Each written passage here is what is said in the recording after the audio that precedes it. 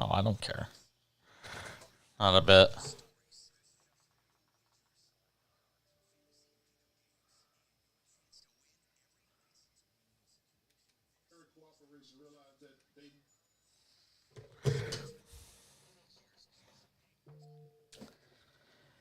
And away we go with a Tuesday edition of the show. All across America on SportsMap Radio. We are worldwide on the SportsMap Radio app. Busy night ahead. 3 hours of it. Strap in.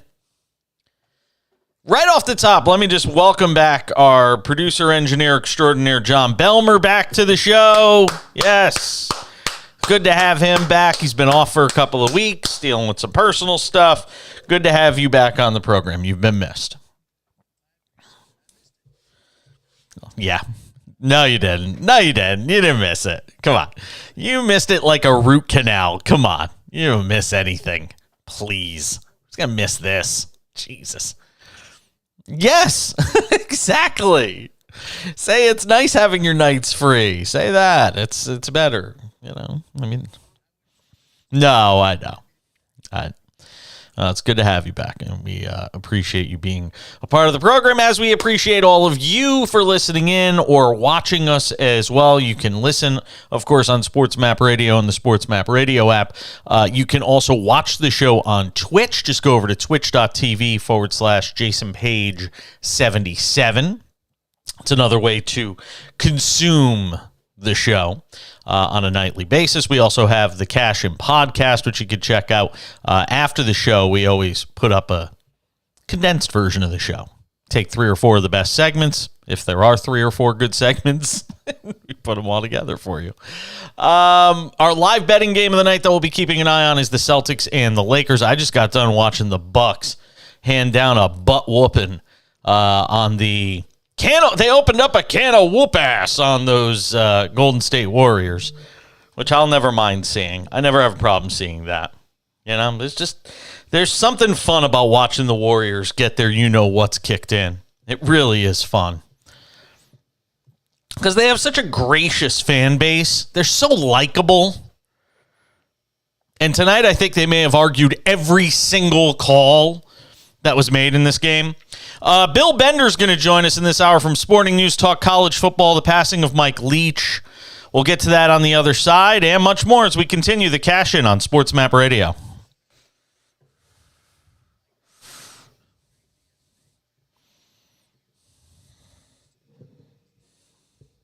Yeah, it's really awful, though. The whole thing is just, ugh. It's like, man alive. That's too young to die.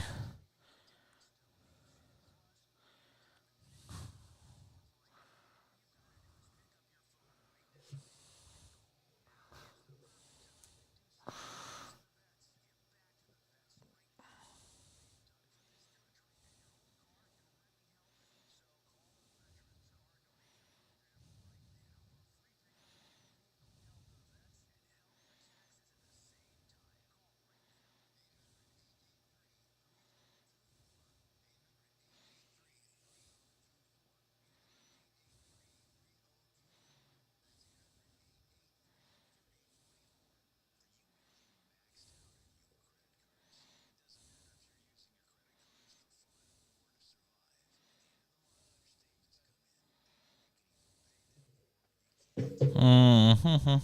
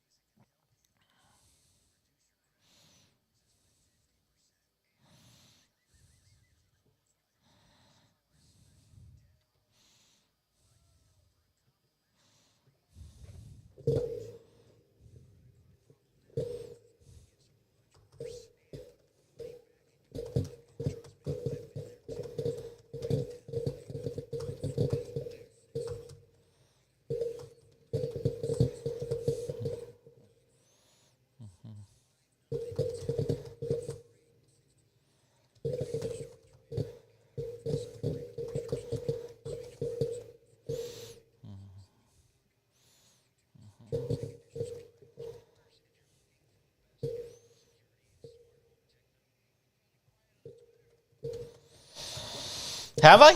Sometimes I don't even notice when I am, to be honest.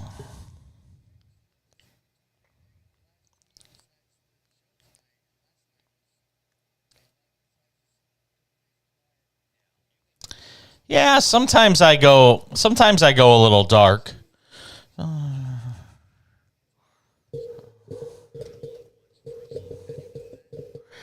Absolutely.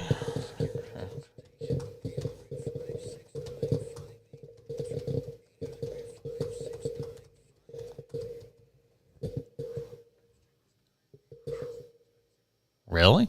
Surprised it has 9 viewers. Well, thank you for those of you watching on Twitch. Let's go. Do, do, do, do.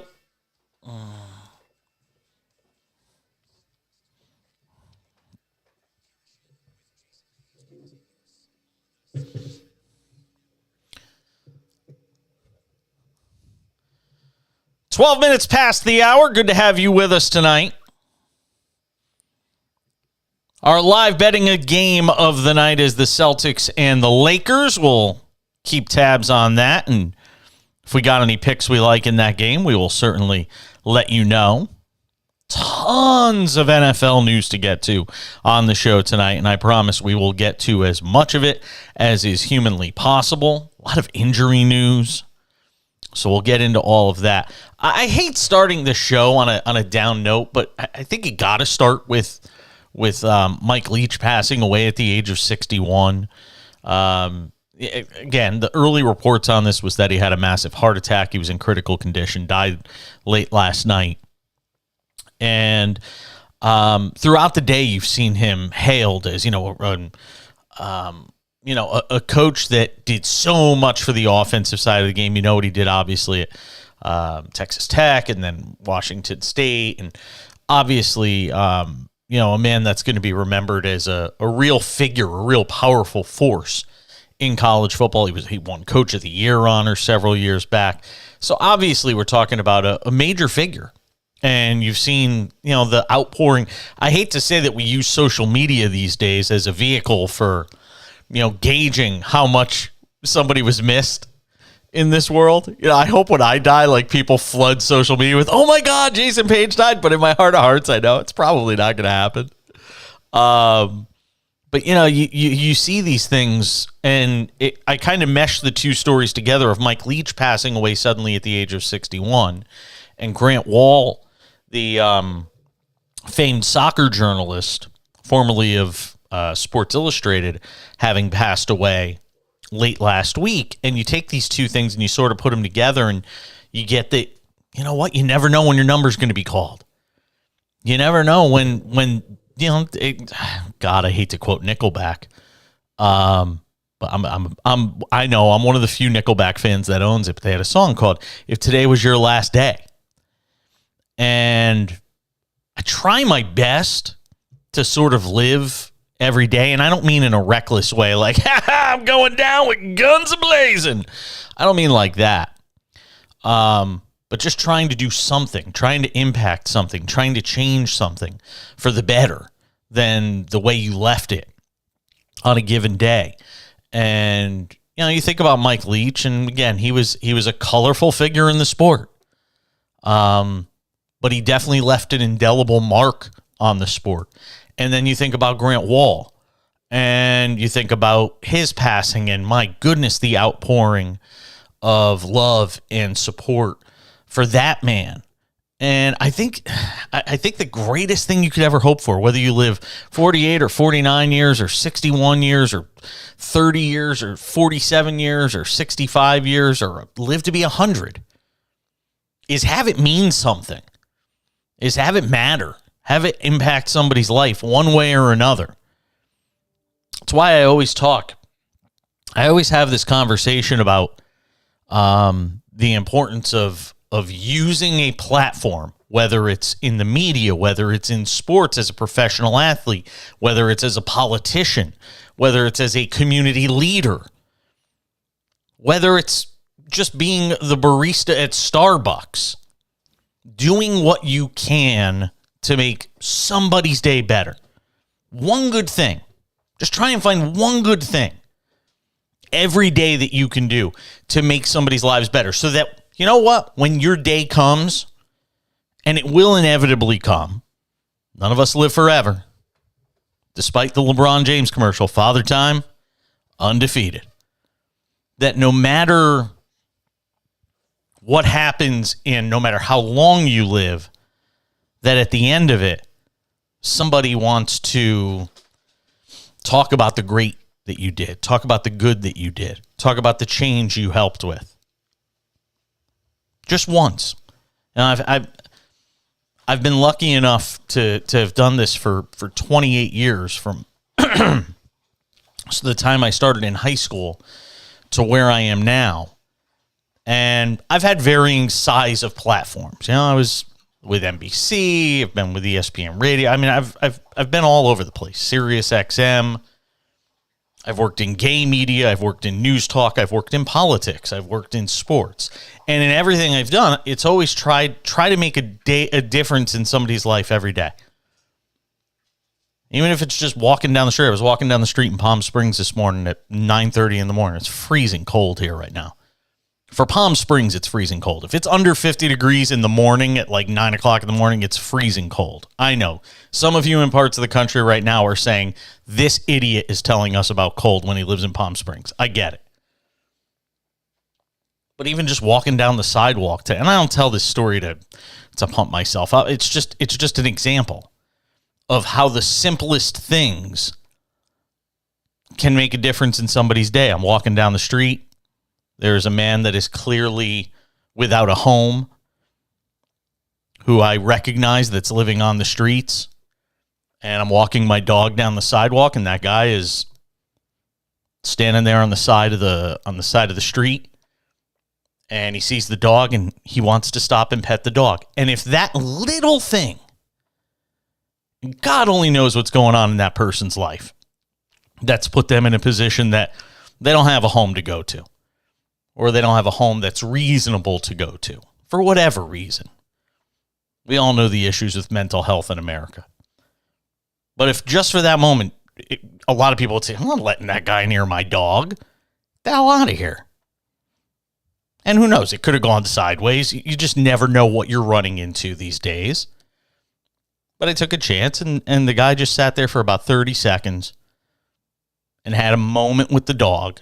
And you could tell he was obviously an animal lover at some point in his life. He was obviously somebody who was experienced in being around dogs from the things he was talking about. And then I went on with the rest of my morning. But just one thing, trying to figure out one thing every day. Okay, you may not be able to take college football and revolutionize the way people play offense. You may not be able to take the sport of soccer and introduce it to the world in ways that changes people's viewpoint, that makes more eyeballs tune into games, that makes more people read the stories about soccer. You may not be able to do that. But each and every person listening to this show or watching this show has the ability to do something to make one person's life better. No matter what you do or where you are, you have the ability to do that. And these guys did it in massive numbers, in varying ways. And you've heard the eulogies basically being given around the sports world for Grant Wall and for Mike Leach. And I say this all the time. We get little pinholes. We get little tiny peepholes into the lives of professional athletes, coaches, media figures. I try to give more of I try to kind of open the door and just let people in, which sometimes my family members aren't too fond of. But for most people, all you're getting is a little tiny peephole into their lives. But the peepholes we had into the lives of a Grant Wall or a Mike Leach told us that they were unique individuals in terms of what they brought the world. But everybody's got an opportunity to bring something to the table. Bring something to the table. I was just having this conversation with one of my business partners today. You got to bring something to the table. And I'm not just talking about business, but in life. You have to bring something to the table, something you want to be remembered for.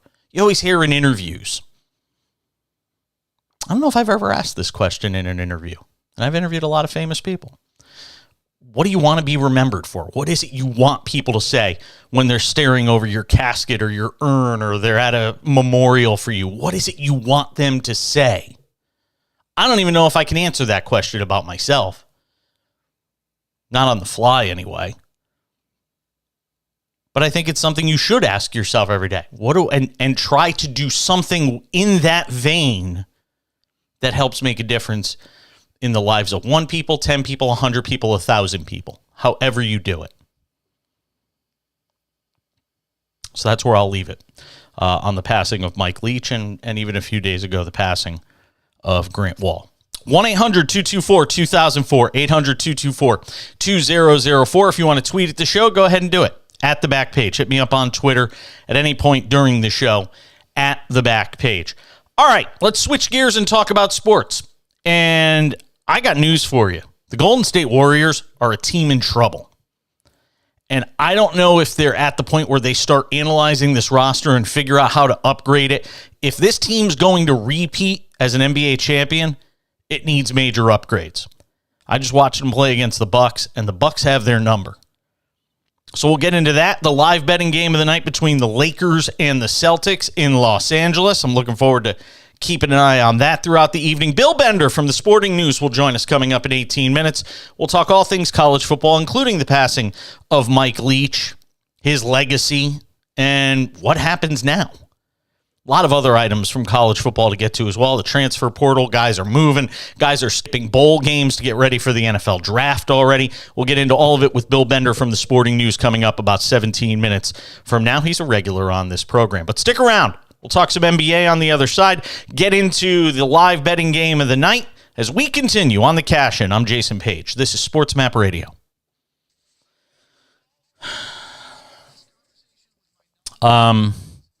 I want that in the podcast. Thank you.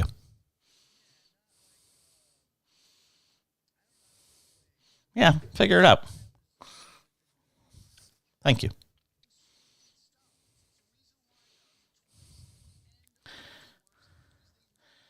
I mean, the video audience watching could hear me say this. I hate having to start off shows with that, but I felt like I had to.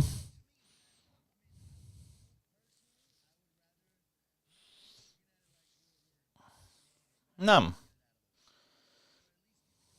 Yeah. Yeah.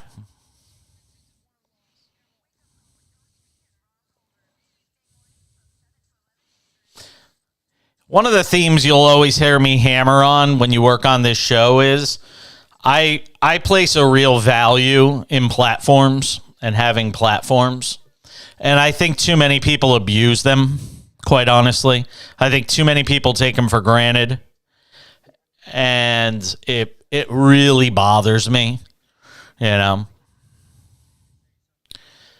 Yeah, or you know, whether it's playing your audience for fools or taking advantage or taking your audience for granted. It's just there's a real value to getting to do this. I don't know if there's 100 people listening or 100,000 people listening, but I have a responsibility every night. When I have a bad show, I take it to heart because I feel like I have a responsibility. Now, I've been given a platform that very few people in this world have. Nationally, there, you know, at this time slot right now, there's probably 4 or 5 nationally syndicated sports radio hosts on it in the entire country, and I'm one of them. So to me, I have a responsibility to use that platform and give everything I have every night. You know, doesn't mean I'm successful every night in doing that, but I feel like I have that responsibility every night.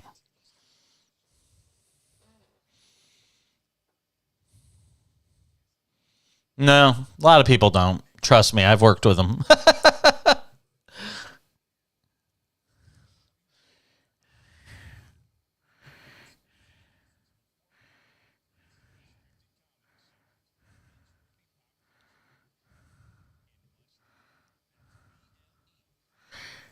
Do you believe?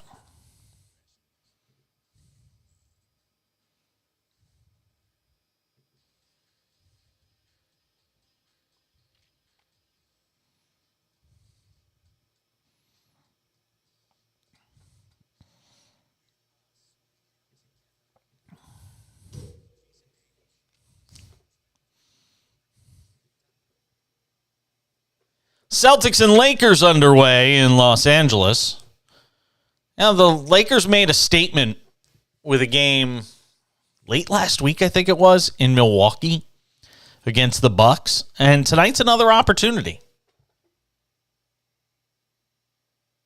for them to do that same thing at home against the team that a lot of people think are the favorites to win an NBA title alongside the Milwaukee Bucks. It's so weird that, the role reversal in the NBA now, where if I asked you to pick two teams that you think could win an NBA title, most people are probably taking two teams from the East, and that's Milwaukee and Boston. And that's a role reversal, because for years it was always, well, whoever comes out of the Western Conference Finals, that's your NBA champion, and we would sort of gloss over whatever the Eastern Conference was every year. And that's not really the case anymore. By the way, how good have the Pelicans been this year? If that team stays healthy, they could wind up being the 1 seed in the West. I don't think that's a reach. New Orleans is, man, when they got everybody out on the floor, that's a tough team to D. It's a really good basketball team. And I enjoy watching them. And they're not on national TV enough. And you would think with Zion they would be. But every time I turn on national TV, it's the same team. It's the mediocre Warriors. Hey, it's the Celtics. Hey, it's the Bucks. Hey, it's LeBron and the Lakers, despite the fact they have more losses than wins. I want to see more of these young stars. I want to see more Ja Morant. I want to see more Zion Williamson. I want to see these teams. I want to see Sacramento, who could score with the best of them, running up and down the floor every night. They got their butts whooped tonight in Philadelphia, 123-103. But back to the Warriors for a second. They are really good at home, and they are dreadful on the road. And tonight was one of those nights. Now, granted, I didn't think the officiating was anything to write home about. But that's a tough Warriors team to watch right now. It just doesn't seem to be gelling and working together. It feels like you got 12 players on a team, or 13 players, or whatever it is, and it does. And I use the word team. I shouldn't have. It just feels like you have a group of 12 or 13 players right now when it comes to the Warriors. And here is something I think is very interesting, and something to keep an eye on as it relates to the Warriors. They have one of the highest payrolls in the NBA, with Joe Lacob having to foot the bill. And they're staring at an even potentially larger payroll for next season, with decisions to be made about guys like Draymond Green. Right now, their payroll for this year is $193 million. It is the highest in the NBA. And the projected payroll for next year is basically in the same ballpark. And that means you're paying out major taxes and fees, to the league. And Joe Lacob's going to get to a point where he looks at this thing and says, hey, it's all great, and we had a nice championship run. But if $193 million is only getting me as an owner a 14-14 team that is 2-12 on the road. We're not talking about a team that's only played, 15 games. We're talking about a team that's played more than a third of the season, and you're 2-12 on the road. And this is supposed to be a championship contender. And look, I'll be the first one to take a shot to the groin on this, because I thought the Warriors would be back in a position to contend this year. I didn't think there would be this lack of cohesion when it comes to the group of players that comprise what is supposed to be a team. I mean, they were dreadful tonight. They shot 40% from the field. Stephen Curry was a minus 20. Klay Thompson was a minus 21. You can't get worse than the Warriors looked in this game tonight. And the Bucks won by 17. They were up by, I think, as many as 30 in this game. They won on a night where Giannis was 9 of 26 shooting. And he still finished with 30 points, 12 rebounds, 5 assists, a steal, a block, and a partridge in a pear tree. Little Christmas for you there. But I'm concerned. If I'm a Warriors fan at this point, it's no longer, when it matters, we'll put it together. I don't think they're capable of putting it together for a long enough stretch that they're going to be any sort of threat. Now, do you want to play them in the postseason? Of course not. I'd be stupid to say, yeah, you want to play the Warriors in the postseason. You don't want to play the Warriors in the postseason because they are capable of making things very difficult because shooters are going to shoot. And if they get hot for a couple of games, they can certainly make it difficult for whoever they're playing. So if you're a 2 seed and the Warriors wind up a 7 seed and you're starting to talk about, having to play them in an opening round matchup, you're not going to feel too good about yourselves. You're hoping to avoid that matchup. But now I think we've seen a long enough sample of this Warriors team to figure out they just might not be capable of putting it together this year. And it all started with the Draymond Green incident during training camp where he, slugs Jordan Poole. And even tonight, you're watching Draymond Green out there. Great. 23 minutes, 2.6 rebounds, 7 assists, 3 turnovers. And look, the Warriors in their starting lineup, and I get that Kevon Looney doesn't play enormous minutes. And Draymond Green didn't tonight because they were getting their doors blown off. And at one point in the third quarter, Steve Kerr actually pulled all the starters essentially off the floor. And it wasn't a rotation thing. It was, I want to send a message thing. So I'm really curious to see what Steve Kerr says post-game on this. We'll see if we can find any audio of him as we go through the night. But even tonight, you have Draymond Green jawing with a fan in the stands. They had to stop the game for 2 minutes while they throw this fan out. And I don't know what the fan said, and you certainly can't just go to a game and say whatever you want just because you buy a ticket. Or as Grant Hill or Stan Van Gundy, one of them pointed out on the broadcast, it's like saying, well, I went to a restaurant, I paid for a meal, I could say what I want. No, you can't go in there and tell the server that he's a pile of trash. They're going to throw you out of the restaurant, no matter how much you're paying for that T-bone. But you have Green jawing with officials and jawing with fans and all of that stuff, and that shtick's getting old. Draymond's not going to be back. And it makes you wonder what direction the Warriors go when you've got two guys like Stephen Curry and Klay Thompson, both who make a lot of money. Now you've got Jordan Poole, who's also making a lot of money. You've got Andrew Wiggins, who's not out there playing. And you've got a bunch of young guys that just haven't seemed to mesh and gel with what you already had in place here. Guys with talent, but how do they really fit? Do they fit at all? So I'll be interested to see what Steve Kerr says in the postgame tonight. We'll keep an eye on that. 1-800-224-2004, 800-224-2004. You can tweet at the show at the back page. The Warriors, by the way, are still the fourth best odds to go to the NBA Finals right now, and I think that's got to be updated because they're no threat right now to win an NBA title.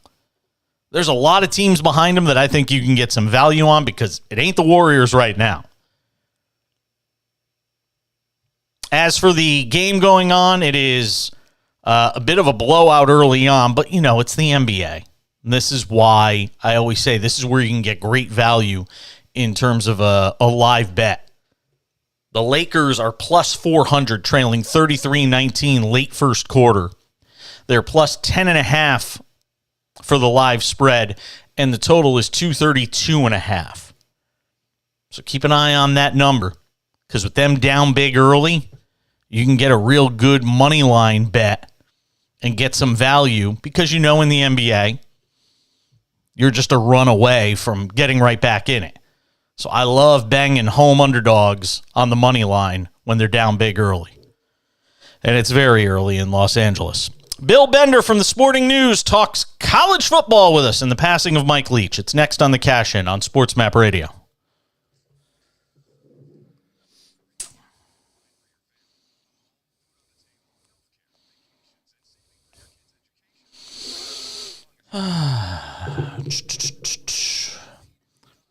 Might use that segment too with the stuff I said about the Warriors for the podcast. Yeah, because I got some outdated stuff that's got to go. Okay, thank you. Yep, I got it on my end.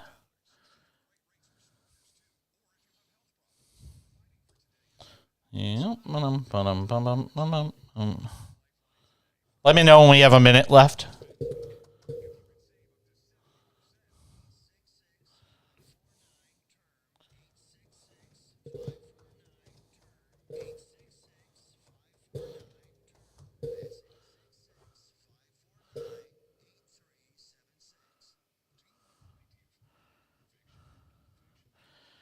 Bill Bender.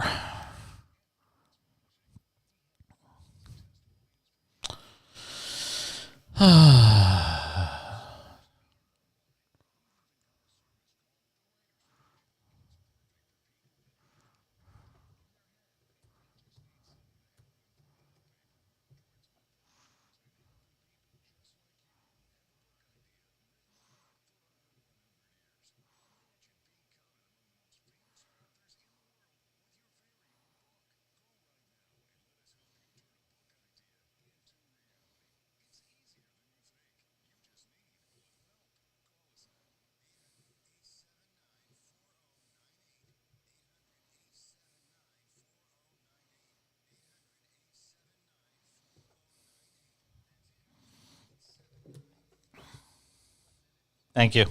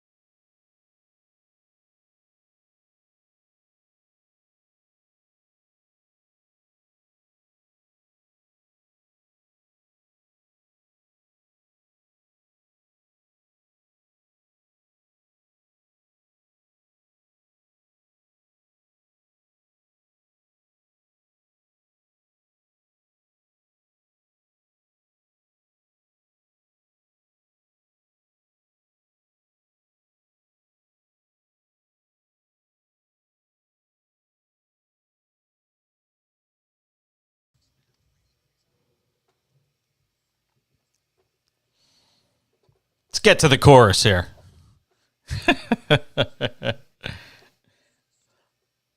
I admit it, I'm a Nickelback fan. Good job by John Belmer queuing this song up.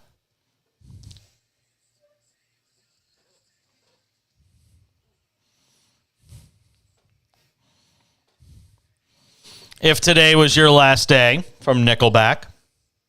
We were talking about it in the first segment with the passing of Mike Leach and the passing of Grant Wall before him just a few days ago.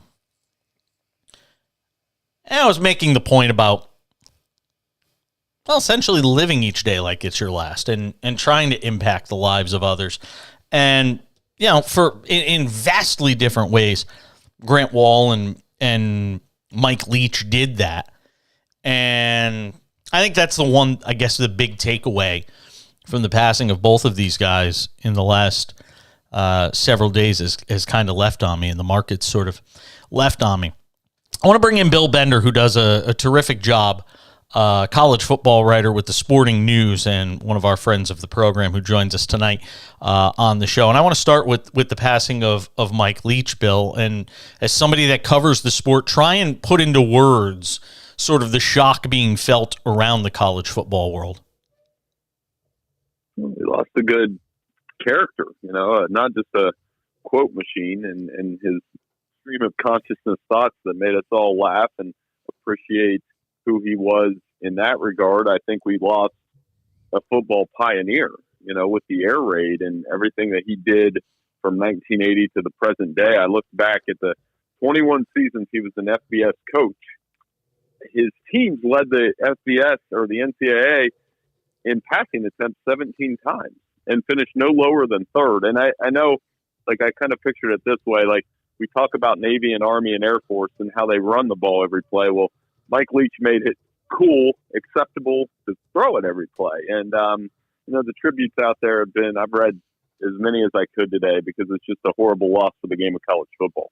Yeah, it certainly is. And, that's what's kind of stuck out to me is, and I always look for these things when big figures in sports or big figures in anything pass away is how they're being remembered and what people are talking about. And yeah, you'll talk about the quotables and all of that stuff. And I saw a couple of mashups of some of the funnier things he has said, but he really did revolutionize the passing game in college football. Yeah, and it's trickled down to every level. I was telling somebody today, I coached some 5th and 6th grade football the last couple of years, and I tried to do it. It's hard. It's hard to throw the ball around and get the ball in space, and everybody does it now. And it just made you appreciate how he made it work. And, some of those numbers are staggering. The number of 4,000 and 5,000 yard quarterbacks he had in the college game. And a lot of those guys are obviously coaches now, whether it's Lincoln Riley or Sonny Cumbie or Cliff Kingsbury. Josh Heupel played for him. It's amazing. And obviously you see it in the college game now. It's a passing. It's not a running, establish the run type game anymore. It's a throw the ball around and create mismatches in space game. And I think Mike Leach is in large part responsible for it. Now, he did it more than everybody else, but I kind of thought about it this way. He made Lubbock and Pullman and Starkville places where when you played those teams, you knew you were going to get thrown at 60 times a game, and that could not have been easy to prepare for. No, it certainly could. Bill Bender, Sporting News, does a great job on college football, our guest tonight on the Cash In on SportsMap Radio. Are you surprised one way or another they decided to go ahead and continue the season and finish it out? No, and that's because they're college kids and college coaches, and that's, that you believe in that, and I do. In sports, you have those emotional moments, and I'm sure they'll play hard, and it's not ironic by any means, but they're going to be playing a team that likes to run the football and play physical football, and that clash of styles is something I was looking forward to in this bowl game. And now with the, hopefully they can pay a fitting tribute to Coach Leach, and you're seeing some of that today. I saw somebody hung a pirate flag at half staff at their stadium, and it's just a small token. The thing that's really hit me is he was only 61 years old, and life's short and those kind of things. You hear all those cliches. He certainly didn't offer cliches. He offered awesome monologues, but that makes you think a little bit how young he really was. Of all the places he made an impact, would Texas Tech be the one where he made the biggest impact? Yeah, because you picture the Michael Crabtree play and the game against Texas and them winning that game in dramatic fashion and everything that came with that. And then later, I would say Washington State because of some of the quarterbacks that produced. I don't think, I always get the question, will his system work? And it obviously worked in the Big 12. Then he made it work at Washington State. And as far as Mississippi State goes, remember, he came right out of the go and they lit up LSU. And that in the toughest division in college football, they were good enough to win 8 games this year with that system. So there's no debate as to whether or not that system worked. Bill Bender, our guest college football writer, does a great job with the Sporting News, joining us here on the Cash In on the day that we learned that Mike Leach had passed away. Switch gears over to some other college football items that I wanted to get to. In terms of, the Heisman, did the vote break down the way you thought it would? Yeah, I mean, I thought Caleb Williams would win. I think we all thought that, but just in terms of everybody else. I mean, Duggan and then Stroud and then Bennett and I thought Hendon Hooker deserved to be invited. I mean, that was just if he's going to finish fifth, I mean, the season he had, we had a lot of debate at Sporting News with our All-American team about that second team quarterback. Some of us liked Stroud, some liked Hooker, some liked Duggan. But I still didn't have a problem with Stetson Bennett being there, and maybe not as much as other people did, because he had a great season. He played well in the big games, and you know what? He's got a chance to win a second national championship. So the joke's going to be on the people that, have been kind of ripping on him if they go out and win another one. When you look at the top four here, Williams, Duggan, Stroud, and Bennett, and we could throw Hooker in the conversation and Bryce Young and all these guys, but when you just talk about the guys that were invited, which one do you ultimately think translates best into the NFL? Oh, I would think Caleb Williams does. And the reason I say that, he's been compared a little bit to Patrick Mahomes. We've got a long way to go before we get there, but I think it's just his incredible playmaking ability, his just effortless way he can throw the ball down the field. And there's going to be more experience, more polish, but I've thought that, honestly, since on the field against Texas with Oklahoma. I texted a boss of mine who was from that same high school conference. I said, man, this guy's the best player in the country right now. To have that kind of incredible playmaking ability, I think it will translate into the next level. Talking with Bill Bender, college football writer, Sporting News, joining us here on the Cash In on SportsMap Radio and the SportsMap Radio app, also on the Cash In podcast, which you can catch just about anywhere. I went off on this last night, and I don't know how much it's on your radar, but the way Navy fired their head coach, I got a problem with that. You're Navy. You're not. This isn't an NFL team. I get that it's a team that goes to some bowl games. You're not a team that's competing for national championships or the playoffs or anything like that. And I get the fact that this guy struggled over the last couple of years, and not winning the Commander-in-Chief game and all of that. But you had to fire him while he's sitting in his locker after the game. You couldn't wait till Sunday night or Monday to let this guy go. I have to be honest, it just left a bad taste in my mouth with the way the AD and the folks at Navy handled this. Yeah, with Ken Niumatalolo, it's going to be interesting to see where they go next and how he offered that program a sense of steadiness. Now, yes, they did have a couple down years the last few years, but and the other two academy programs are very competitive, with Monken at Army and I almost said Fisher DeBerry. Troy Calhoun, obviously a Fisher DeBerry disciple of sorts, playing at. The stakes in that are raised. The Commander-in-Chief trophy is very, very important. But like you said, you want to wait till Monday. That also happened to Herm Edwards this season, which was not the greatest look for Arizona State. No, but but Herm had a pretty soft landing at ESPN. I don't know where the former coach of Navy is going ultimately to sort of rehab his career and where he goes next. And if I'm not mistaken, wasn't he 5 or 6 years ago? Wasn't he one of the darlings of college football? Didn't he turn down opportunities to leave there? Well, yeah, and I know we do our 1 to 131 coach rankings every year, and he was one of the higher ranked group of 5 coaches. We would always have him in the 50s or 40s, which was hard to do when you do those ridiculous lists that I do in the summer. But yeah, it is a little bit of a stunner because I've talked to him a few times. Very no-nonsense guy, had that program, and to be a coach at one of the academies, you got to kind of be a no-nonsense guy. So it is a little puzzling. I get it. From was an awesome Army-Navy game. I enjoyed watching the entire second half, the overtime. It was awesome. Where are your eyes on right now as it relates to the transfer portal?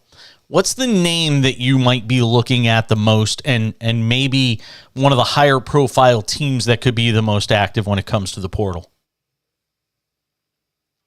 everybody's going to be active. I think Notre Dame's a very interesting team to me because they've got talent. Now, do they go chase a Grayson McCall, who went into the portal today? He's probably the most interesting name because if you look at his stats at Coastal, I mean, he elevated that program for the last 3 years. He doesn't throw a lot of interceptions. He throws a lot of touchdowns. He can run, and he checks a lot of boxes from the leadership standpoint. So I think wherever he lands, that team's going to get a gem. And I mentioned Notre Dame because that's a team that could create some momentum if they beat South Carolina in their bowl game and then go from there. You know, they play Ohio State again next September. That ought to be a huge game for them. But they're a team I'm watching now out of all the teams that, you know, kind of really matter. What are you keeping an eye on as it relates to the college football playoff here over the next, well, what do we got, about 2 weeks, 2.5 weeks until we see these college football playoff bowl games? Is there any one storyline that you're following? Yeah, well, how does Ohio State come out? Oh, they lost Travion Henderson today, undergoing foot surgery. I saw that. Got punched in the mouth. Yeah, got punched in the mouth by Michigan. How do they respond against a team that does the same thing Michigan does with 5-star guys? Not going to be easy to go down to Atlanta, but also a team that just giving them the underdog card for a month is very interesting. This is a team that they could definitely go out, play, and win that game if they play well. So, I mean, and then the other one with TCU and Michigan, it's just a case of, I've been saying this all month, when those teams get in that game, which style wins? Does the Big 12 style win, and does Max Duggan make some plays and make them uncomfortable, or does Michigan just kind of beat them down like they have everybody else this year and have a big second half and give Jim Harbaugh a chance at a national championship? And I do think both things are possible. Whether it's winning it all or just getting to the playoff, do you envision a scenario where Jim Harbaugh leaves after this season, or do you think he's staying for the long haul with Michigan? I don't think he's going anywhere. I think that going to be a lot of NFL. Going to be a lot of NFL coaching openings, though. If they win it, but I think he tried it last year with the Vikings. Last year was where I thought maybe he would try it because Georgia just beat them, and you saw how long the path to a national championship might be. Now, some of that might be predicated on how they do. I do think they're going to get another look at Georgia. I think it's going to be a rematch this time in the national championship game, and we'll see what's different from Michigan. That Blake Corum injury just hurts so much because you're like, yeah, I know they won the next 2 games. So good in that methodical run game that they had. Bill Bender, college football writer at the Sporting News. I always appreciate your time, my friend. You are a valuable part of this show. Thank you, sir. Hey, no problem. You have a good holiday. Thank you so much for having me on. Take care. Same to you, my friend. Have a great holiday. We're back to wrap up the hour next.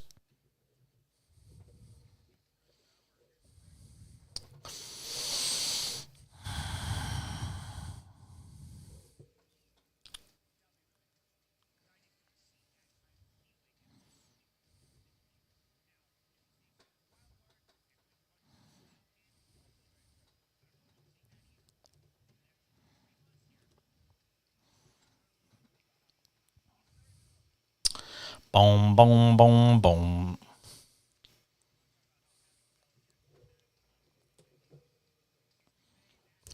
He has this weird thing with his phone where it like ducks out for a second. It's strange.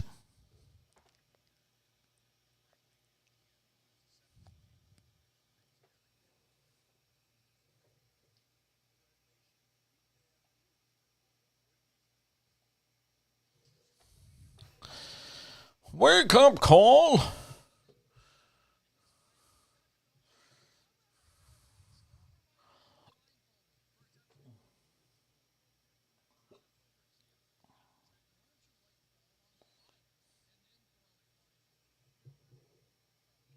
It's weird. Like everything will be fine, and then all of a sudden, it's like it goes really low, and then it comes back up.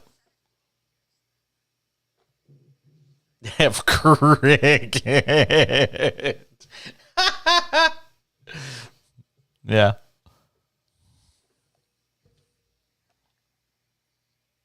Really.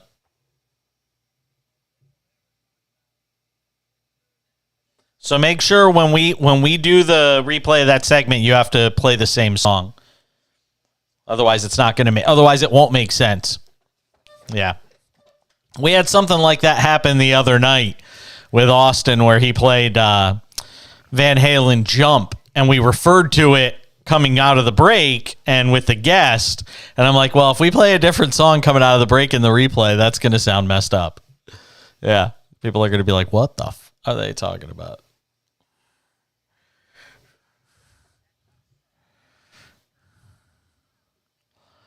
Only 3 more weeks of Pharrell. 3.5 more weeks of Pharrell.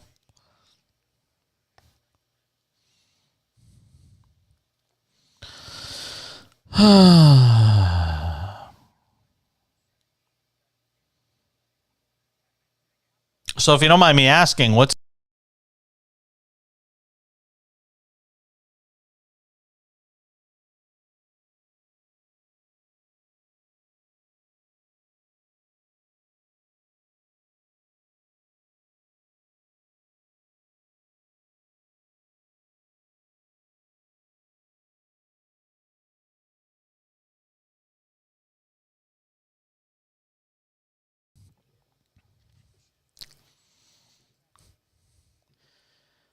all right, getting set to put the wraps on hour number 1. That was fast.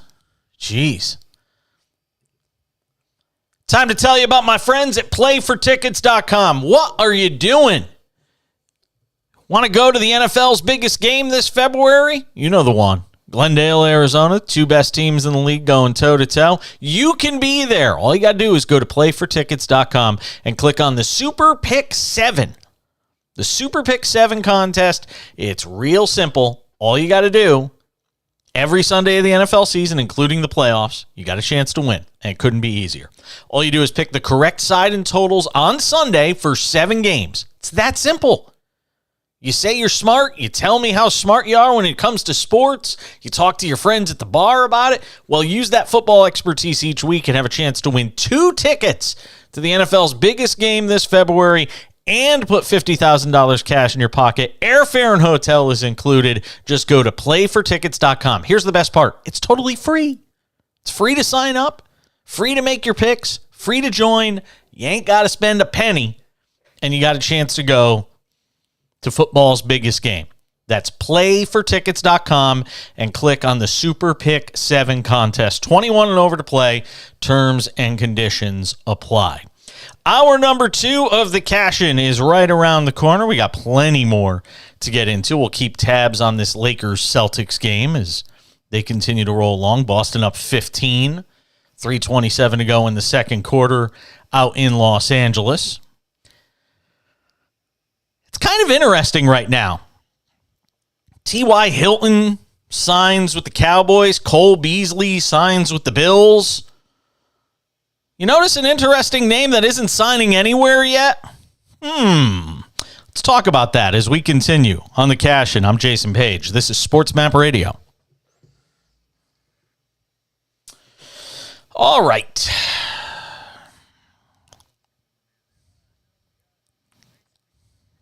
Yeah, I had heard that, I think.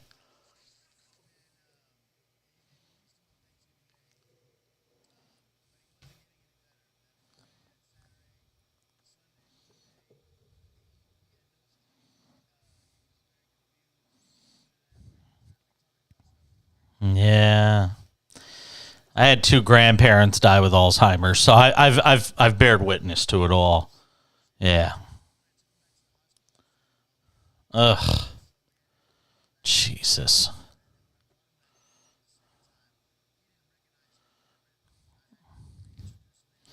Ugh.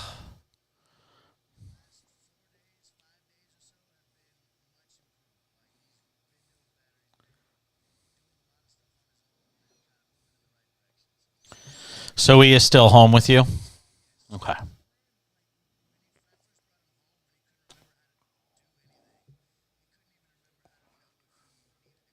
Yeah. Yeah.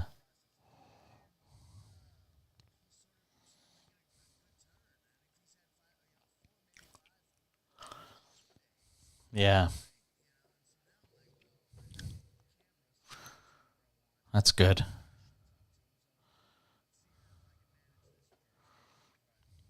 Yeah, I hear you. Yeah, we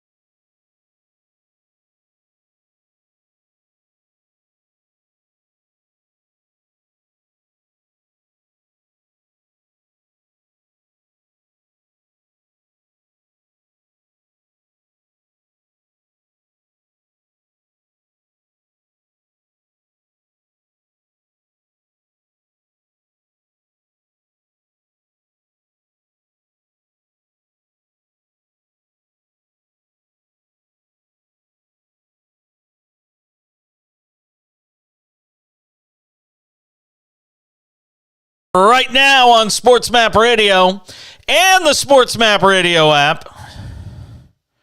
I just watched Patrick Beverley single-handedly sink his own team. He had a fast break and a wide-open layup, and he misses it. I mean, he got stuffed by the rim on a layup. It was so bad. And then Jason Tatum goes the other way and gets an and one. And you're down 20 in the blink of an eye. I mean, Lakers are down 16 at home. I'll tell you right now, Lakers are plus 680. I'm not putting it as like a lock pick or anything like that, but that's the value. That's where you're going to get the value. Even the Lakers plus 11.5 right now at minus 108. I'm even taking that. I'd even do that.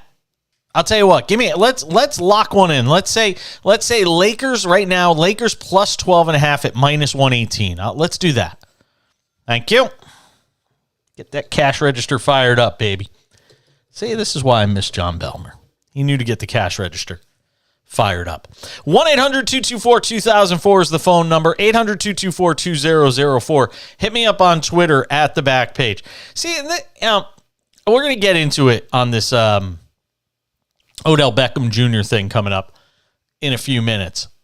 But there's the hype and there's the rhetoric and there's the storylines and every other thing about where's OBJ going to wind up. And remember the OBJ Bowl between Dallas and the Giants and how important that game was to where Odell Beckham Jr. is going to go. And that was on Thanksgiving. And we're now at December 13th and Odell Beckham Jr. isn't anywhere. There's the rhetoric and there's the hype and there's the media and then there's reality. And you see this so many times in so many different stories. It's why I try to stay away from the hype machine. Because you got all these clowns out there pontificating on something that isn't probably going to happen. And that is OBJ. We'll get into it on the other side. Everybody's making moves, but nobody's making one for OBJ. I'm Jason Page. It's the Cash In on SportsMap Radio.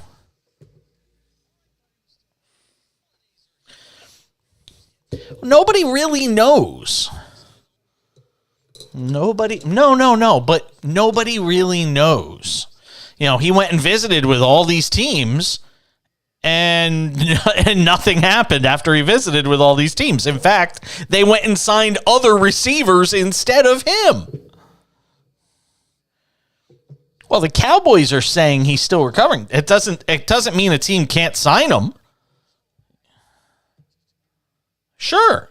So somebody, not even just that, but I mean, there's a chance he might be able to play this year. Nobody knows for certain. You get three doctors that look at the same thing, and one might say one thing, another might say another, and another might say another.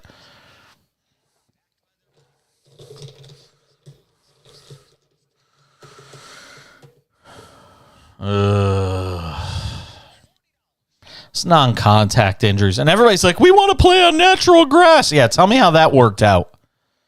Natural grass, and he just shredded his knee. That's natural grass. Nope. Natural grass.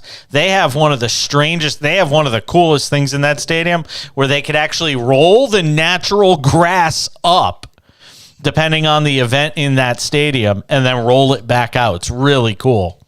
Yeah. No. Nope.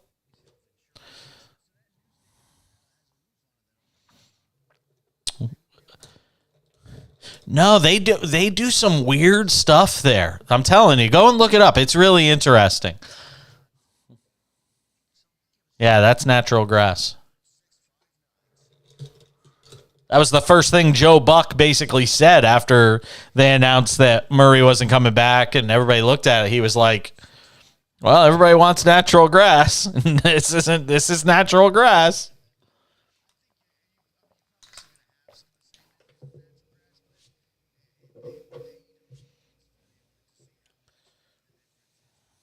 Yeah.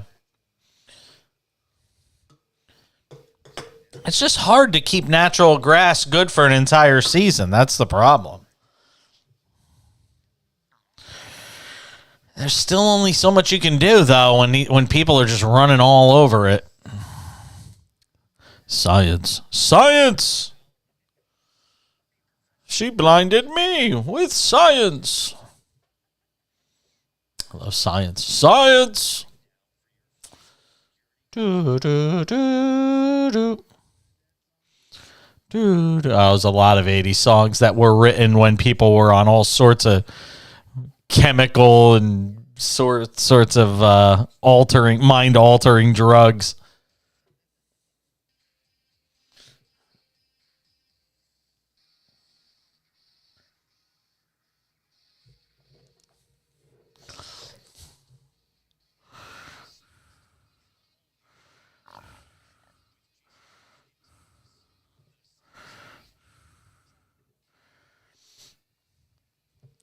Rolling along in this second hour of the show. We are guest-free for hour number 2. Is anybody going to sign Odell Beckham Jr.? And before, I was just talking about it with John Belmer, our producer, engineer extraordinaire, running the show in Houston tonight. And he's like, well, Beckham's still hurt. Yes, that doesn't mean a team can't still sign him, whether it's for the rest of this season or next season. And look, I could put 3 doctors in a room for the Bills, Giants, and Cowboys, and all 3 of them might look at his injury differently in terms of when he can actually return to the field. But there's the hype, and there's all the talk, and then there's the reality of the OBJ situation. And the reality is nobody's signing him. And all I heard for the last 6 weeks was, who's going to sign Odell Beckham Jr.? Oh, my goodness, the most coveted free agent right now in football. He can, add so much to a team for the deadline and yada, yada, yada. And I'm seeing videos of him bench pressing and squatting and doing all this stuff, and still no Odell Beckham Jr. Instead, I've got T.Y. Hilton, essentially picked up off the scrap heap. I didn't even realize he was a free agent because I was shocked he wasn't on an active roster. And then Cole Beasley, who played for about 5 minutes with the Buccaneers earlier this season on their practice squad, and then said, you know what, this really sucks. I'm retiring back in October, and had 4 catches for 17 yards. And now he goes back to Buffalo. So he comes out of retirement, and he's going to go help out Buffalo. So that's Buffalo, and that's the Cowboys, both making moves for receivers. There's only one team that hasn't. Is OBJ going to the Giants? And will he come back in time for it to mean anything this season? Or are they saying, you know what? Whether he can come back and play for us or not, we've got a quarterback who, in Daniel Jones, who can run around, extend plays, but he doesn't really have any great receivers to throw the football to. We bring in OBJ, and we're going to keep Daniel Jones. Because if the Giants go and get OBJ, I think it leans to them extending and keeping Daniel Jones beyond this year. That they make a determination they can win with him. I think you can win with him. I don't know if you can win a Super Bowl with him. I would lean towards no. I mean, it's hard to win Super Bowls with guys that are capable of winning Super Bowls. He's sort of this borderline guy that I think could be a starter in the league. Now, I think he's better than Colt McCoy, who's made it for 12 years in the league. I mean, Colt McCoy's in his 12th season. I saw that last night, and I said, my God, that's right. I have an autographed football from the 2010 Walter Camp. Anybody knows anything about college football? They have the Walter Camp Awards every year. And I used to host shows from the Walter Camp events when I was on the radio in Hartford, Connecticut.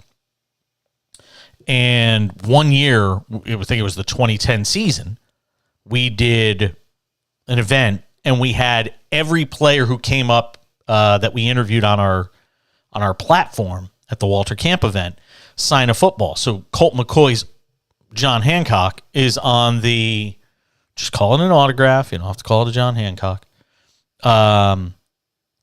We had him sign the ball, and Ndamukong Suh signed the football. I'm trying to remember who else was in that class. Whole bunch of guys, though, signed the football. And so I think back, that's 12 years, and Colt McCoy is still in the league. And as I made the point last night, Colt McCoy is still in the league, and now he's going to be starting the rest of the season. And you're telling me Colin Kaepernick couldn't be a starter in the league? Come on. You could say anything you want. All I have to say is Colt McCoy is still starting in the NFL for the rest of this season. And Colin Kaepernick can't really, but I digress. Back to Cole Beasley. He's in Buffalo now.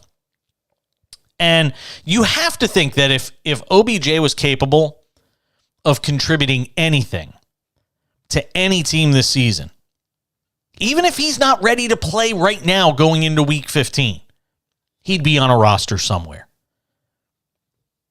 And that tells you that teams simply don't know if he's going to be ready enough to even contribute in the postseason. And how on earth do you introduce somebody like Odell Beckham Jr. into your rotation, into your team from a chemistry standpoint? How on earth do you do that with the start of the postseason? It's just a recipe for disaster unless, and I say this, unless you're desperate. And the New York Giants might be desperate enough to do it. I'm not saying it's the Odell Beckham Jr. Bowl again or anything like that. But I think this Giants game in Washington against the Commanders on Sunday night really could be their last shot, their last gasp at being able to make the postseason. Because you got the Lions, whose schedule breaks down over the last 4 weeks, where if Detroit gets hot, they certainly have a possibility to run the table and make the postseason. It's not crazy. I went through the schedule a couple of different times on this show. The Lions could win out. And if they do, they're going to make the playoffs. Not as a division winner, obviously, but as a wild card team. And you've got the Giants right now who are sitting in that sort of precarious position at, 7-6-1 or 7-5-1, whatever it is, and an opportunity here this weekend on the road against Washington.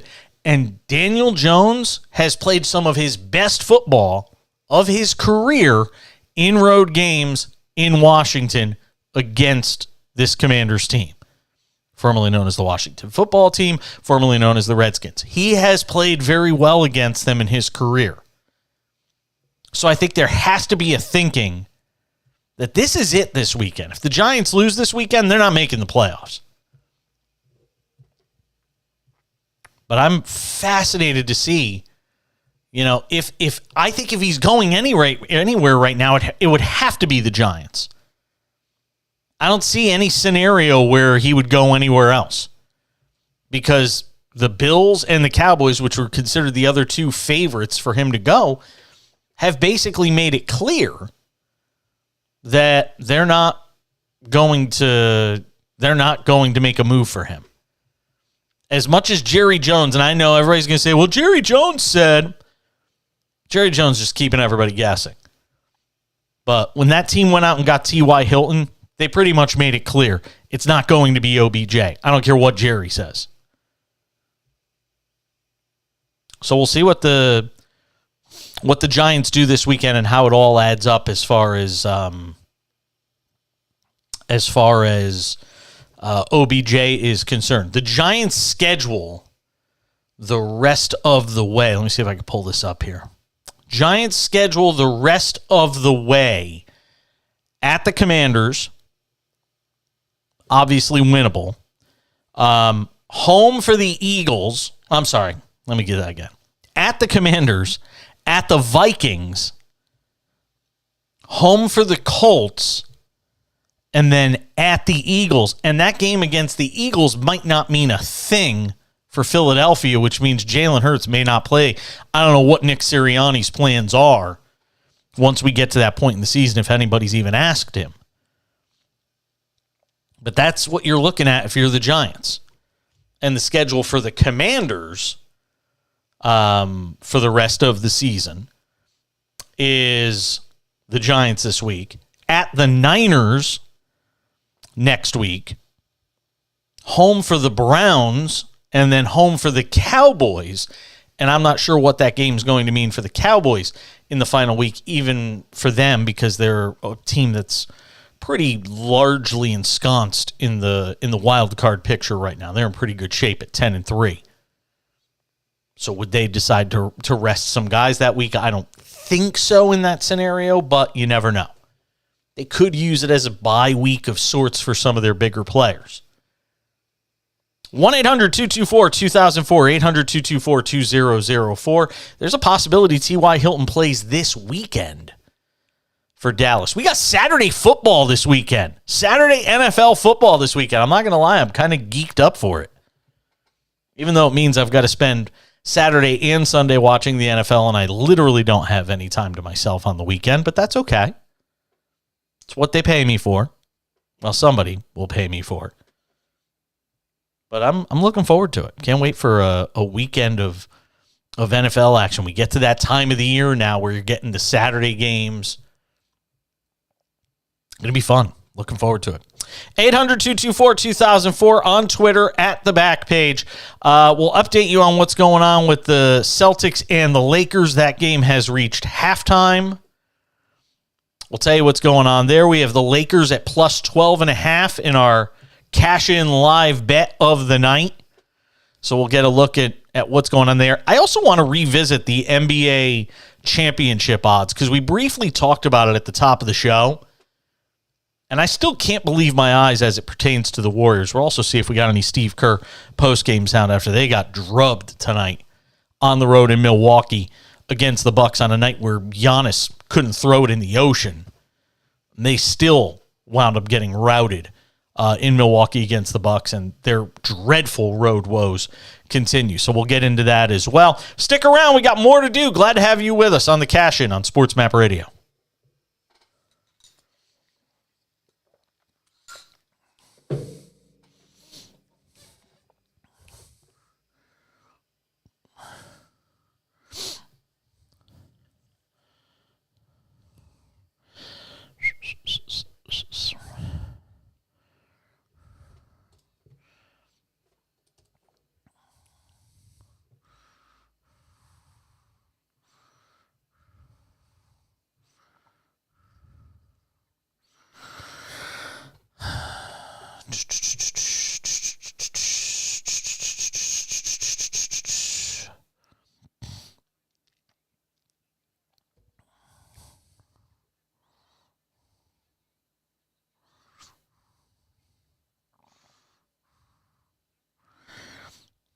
Tell you, man, the Yankees get Rodon. It's a big potential game changer because he dominates against Houston.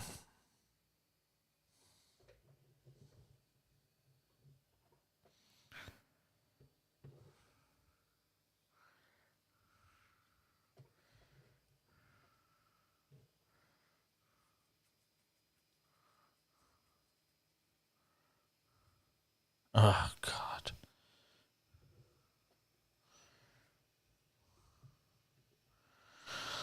I don't want Tatis.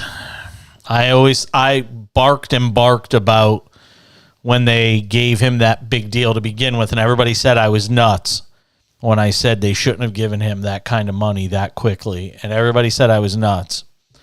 Yeah, how's that working out? He's good, but I'm telling you, man, you give somebody that young that much money, and yep.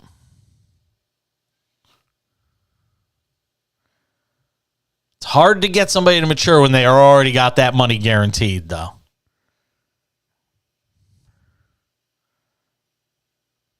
Yeah, there's some stuff about there's a lot out there in the press about it. Nobody enormously reputable is writing it about the idea of Tatis going.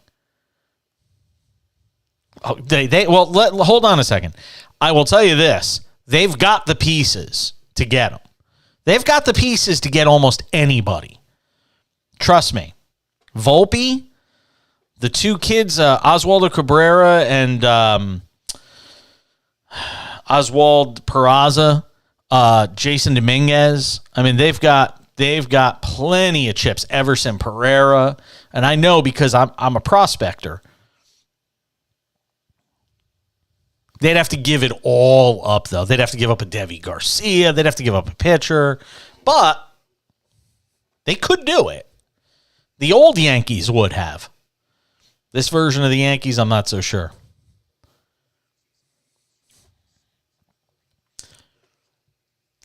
Don't get me talking baseball, Belmer, damn you. Yelling at our producer engineer, John Belmer. It's my fault. During the break, I brought up Carlos Rodon and the fact that the Yankees are getting close to making him an official offer. And Rodon's just getting richer by the day as other free agents sign elsewhere, and the price tag on him just keeps going up. So the best advice in the world is that his people are just sitting back and saying, all right, we'll wait, because somebody's going to sign him, and whoever does is going to pay him a lot of money. And that price tag, like I said, is going up significantly when you look at some of the ridiculous deals being given out around baseball. We were talking about reliever salaries on the show. Might have been with Brian. Brian McDonald is hosting. Oh God, his head's going to explode when I say that. Brian McDonald was producing and engineering the show last week, and we were talking about reliever salaries. And how there are relievers in Major League Baseball making as much or more than some of the best NHL players on the planet. And just how disgusting that is to me. Then I read this story about Gary Bettman's talking about a modest adjustment to the salary cap in the NHL. They're going to go up like $1 million for each team on the salary cap, like some stupid number. And you sit here, and you have to sit here and ask yourself, where's the breaking point in the NHL where the players just say, enough of this? There is not enough of a fair revenue share. The NHL players get their asses kicked every time in these negotiations because they're not getting enough. And I got news for you. These owners ain't broke. These guys who own all these teams, well, maybe Phoenix. But none of these teams are broke. They are all making money. And nobody's getting paid. It's absolutely disgusting what's going on in the NHL right now. And don't even get me started. I mean, then it's the whole, the WNBA conversation about how much they get paid. And we can go down the rabbit hole of who deserves to get paid what and all that stuff. And I get it. The women's professional sports teams, they get the shaft the most, and there's a million reasons why and this whole dynamic that we could discuss, but I'm not going there because we'll be here all night kicking our wheels on that. Boston and the Lakers are in the second half. Boston 72, the Lakers 59. We told you to take the Lakers plus 12.5. How about the fact that we're like right around that number? The sweat is real. And the Lakers, by the way, now on the money line, plus 830. That is so juicy. Oh, it's so tantalizing. It's really a good thing there is no legal betting in California. Because I'd be clicking the live betting on these home underdogs every 5 seconds on a money line. $50 on the Lakers at plus 900 or,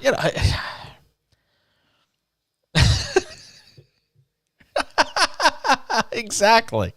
That would be me. That would 100% be me. And I'll be divorced next week. It's a good thing sports betting is not yet legal.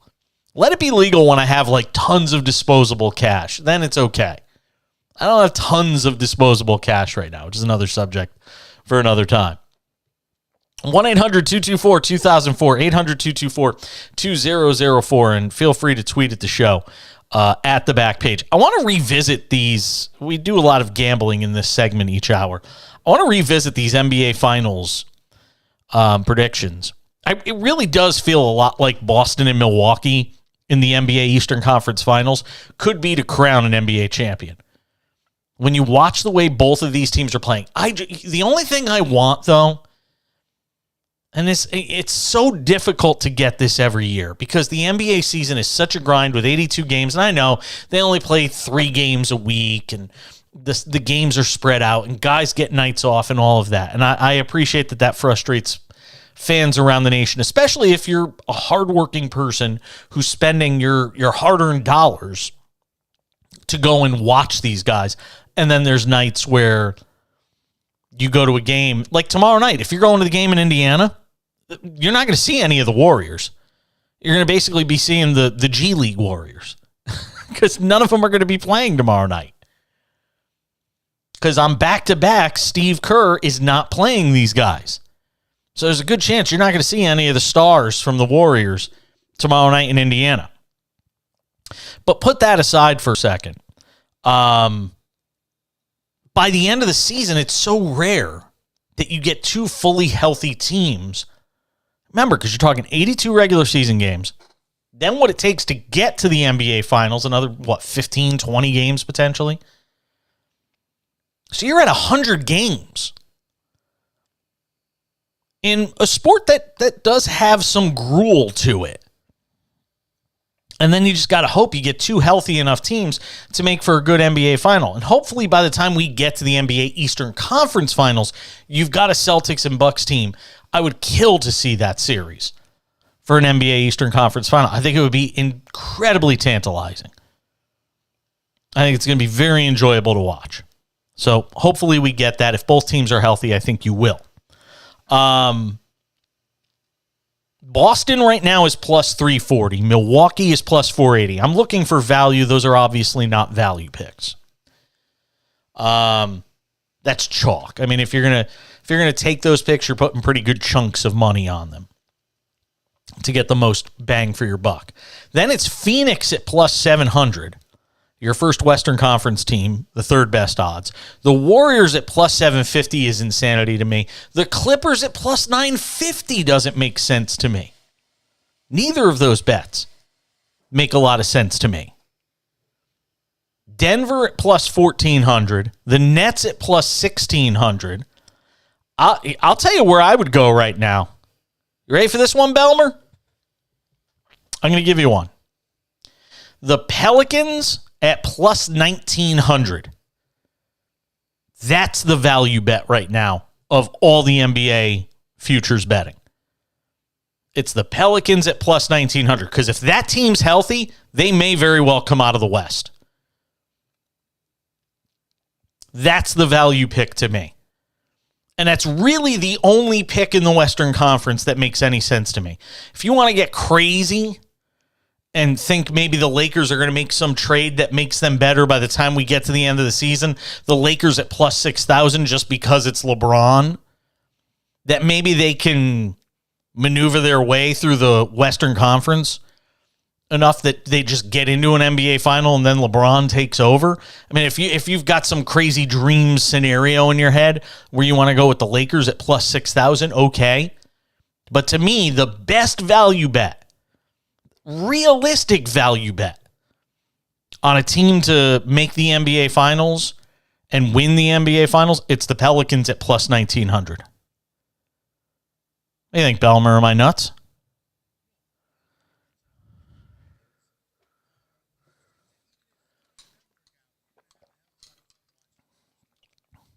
Yeah, I think the Pelicans at plus 1,900 is the best. The Grizzlies maybe at plus 2,100. I still feel like they might be a player away. Offensively, I think the Pelicans are a team that can win an NBA title. I question whether or not they can do it defensively, and that's always been the issue with that team, even going back to my man Stan Van Gundy, who's a friend of the program and a personal friend of mine. When he coached the Pelicans, team just did not play defense at all. They're getting their butts. Oh, it's a final. Utah. I still can't believe Utah is 16-14 through 30 games. That is like one of the crazier stories of this NBA season that not a lot of people are talking about because nobody feels threatened by them. But they were supposed to be dreadfully bad. They didn't get the memo. They're 16-14 and they're 10-5 at home this year. Pelicans are 18-9 on the year. They are 12-3 at home in New Orleans, where they're starting to create a nice little home court advantage for themselves. But the Pelicans at plus 1,900, that would be it. Go throw $100 down on that. Maybe you catch lightning in a bottle. If you want to bet larger numbers, larger sums of cash, Boston and Milwaukee are the two teams you go with, because one of those two teams is coming out of the East, and they will be favored against whoever they play coming out of the West. Let's do some NFL on the other side. Injury notes and a whole bunch more on the Cash-In at SportsMap Radio.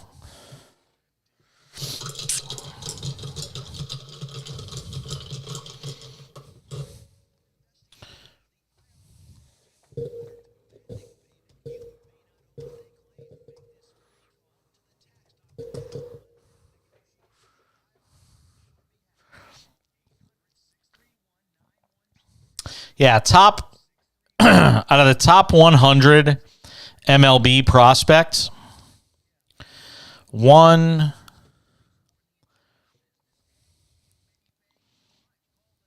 because Peraza and what's his name are already up. But Dominguez is 39, so they got 2, 3. Oh, there's Peraza.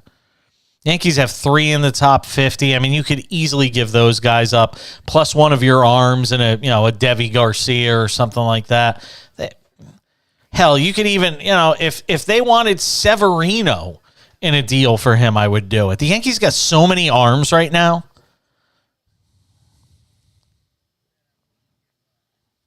If you're going to do that sort of deal, I wouldn't in a million years. I'm from the school of keep your chips,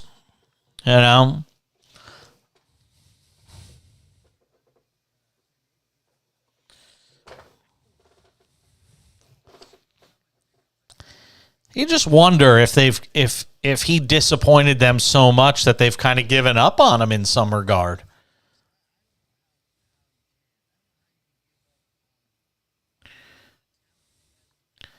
Because they have so much other talent on that team. I get it.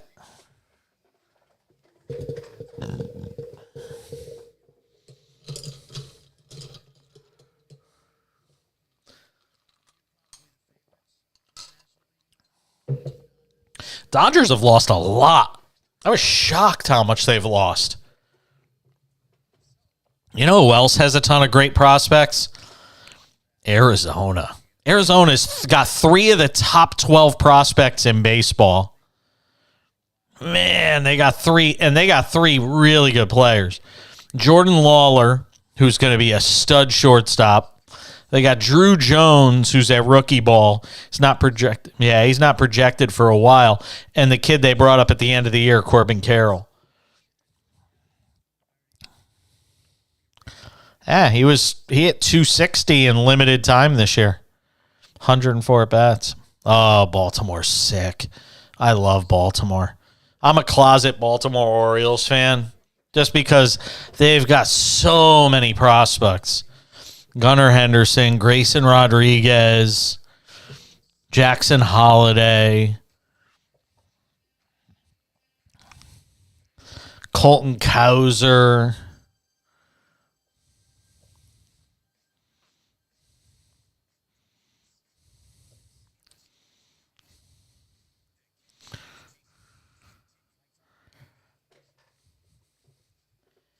We proceed on this Tuesday edition of the show. Guest free in the second hour tonight, which means if you got something to say, you can do it. 800-224-2004, 800-224-2004. You can also tweet at us at the back page. Welcome your feedback as we move throughout the program tonight. Thank you to Bill Bender for joining us in the last hour. He's our 2-for-1 tonight, which means if you missed the first hour of the show, and I know in some markets we're on later in the night. So, for instance, our friends in Dallas listening on 97.1 The Freak. If you missed our conversation with Bill Bender on college football, we'll have that for you 1 hour from now. So you'll get to hear it anyway. Lakers down 14 with 4:25 to go in the third quarter in Los Angeles tonight. Plus 750 on the money line, by the way. And we got them at plus 12.5 earlier in the game. So that's our live bet for the evening. But I'll tell you, I keep saying it all the time. They still haven't made that run that you're going to get. You're going to get a run in this game from the Lakers. There will come a point in this game where you will think the Lakers have a chance to win. And that's when you will have wished you took them plus 750. Just saying. So a few different NFL items that I want to get to here in this segment. First of all, you have to feel for Kyler Murray, who signs this monster deal. He's really out there trying to prove that he is worth every penny he got from the Arizona Cardinals. And I put him in the same category as Lamar Jackson. I don't think you're winning a Super Bowl with him. I think he's a good quarterback. I think he's an exciting quarterback. I think he sells tickets. I think people will go to watch him. I think people want to watch him on TV. But at the end of the day, he's an exciting quarterback that is not built for winning Super Bowls. And I'll say this in addition to that. He's a guy that gets hurt. You love the fact that he plays with that sort of, that little bit of reckless abandon. But I need my quarterbacks to be able to play 14 to 16 games or 15 to 17 games every year. And I don't know if he's ever going to be that kind of guy. And if you turn him into a pocket passer, I got news for you. You're not going to win anything. And the same thing goes for Lamar Jackson in Baltimore. If you try turning these guys into pocket passers, in fact, when you turn them into pocket passers, they don't win. Not when it matters. And I could guarantee it. I could find you the stats to back that up. But you got to feel, no matter how you feel about Kyler Murray as a player and what he's going to be and what he won't be, you got to feel for the guy. Just out there makes a cut that he's probably made 100 times on a football field, and that's it. Torn ACL, your season's done. So, Colt McCoy for the rest of the year. Good luck with that. just, I'll still say it, man. Colin Kaepernick on line one. How on earth is Colin Kaepernick not in this league? How has he been out all this time and Colt McCoy's been getting starts for various teams while, quarterbacks go down with injuries? And do not sit here and try to make the argument that Colt McCoy is better than Colin Kaepernick or ever was any better than Colin Kaepernick on any level. Because there isn't a planet where I would take you seriously. But unfortunately, that's where we are right now in the NFL. Colt McCoy starting games. He's going to be starting the last 4 of them for Cliff Kingsbury, who's probably, I wonder if Cliff Kingsbury gets a reprieve now with the injury to Kyler Murray, not having Hopkins early in the year. My hunch is Cliff Kingsbury is going to get another year. I think there's going to be a lot of moves in the coaching carousels and all that stuff. I don't think Cliff Kingsbury is going to be one of them. I could be wrong, but I don't think so. But we'll have to wait and see. All right. I've got to get to this because, Tom Brady would never be described as somebody you would call a good loser. And by the way, show me a good loser in anything and I'll show you a loser in life. I will say I am the worst sore loser you will ever meet. I don't like to lose at anything. It could be Jeopardy on the couch with my partner, and if I get a question wrong and he gets it right, I'm pissed off. I don't like to lose on the golf course if I'm playing for 50 cents a hole. I don't like to lose if I'm playing a charity event. I don't like to lose anything. And I like to think that the reason I've been able to stay in this industry as long as I have and have some relative degree of success in my life is because of that fact. I don't like to lose at anything. It could be you can think of anything. Oh, 2 spiders are crawling up a web. Which one do you got? Okay. If I lose, I'm still mad. I don't like to lose at anything. And Tom Brady is that way. And I actually respect that about him.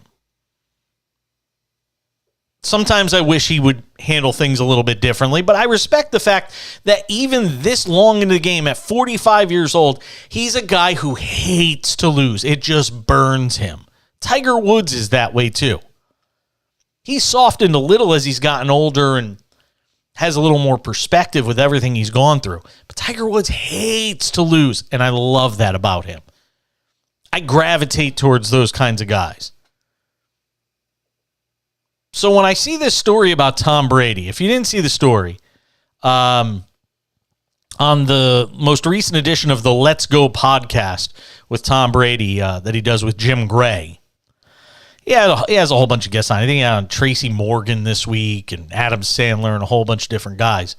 But this story came up about Brady signing. So he threw an interception to 49ers linebacker Dre Greenlaw during the game.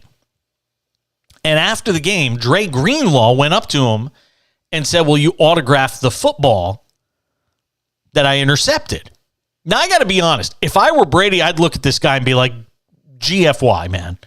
I am not signing this football that you intercepted off me. Go and, save the video and you could show it to everybody. I am not signing this football that you intercepted off of me that puts our team in a precarious position, not just in this game, but as the rest of this season progresses, where we no longer control, well, I guess they do still control their own destiny, but they're in a position where Atlanta or Carolina could catch them.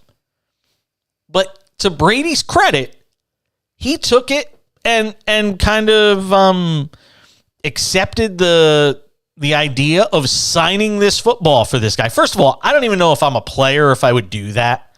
It's such a fanboy thing to do. It's like, dude, you're a professional football player.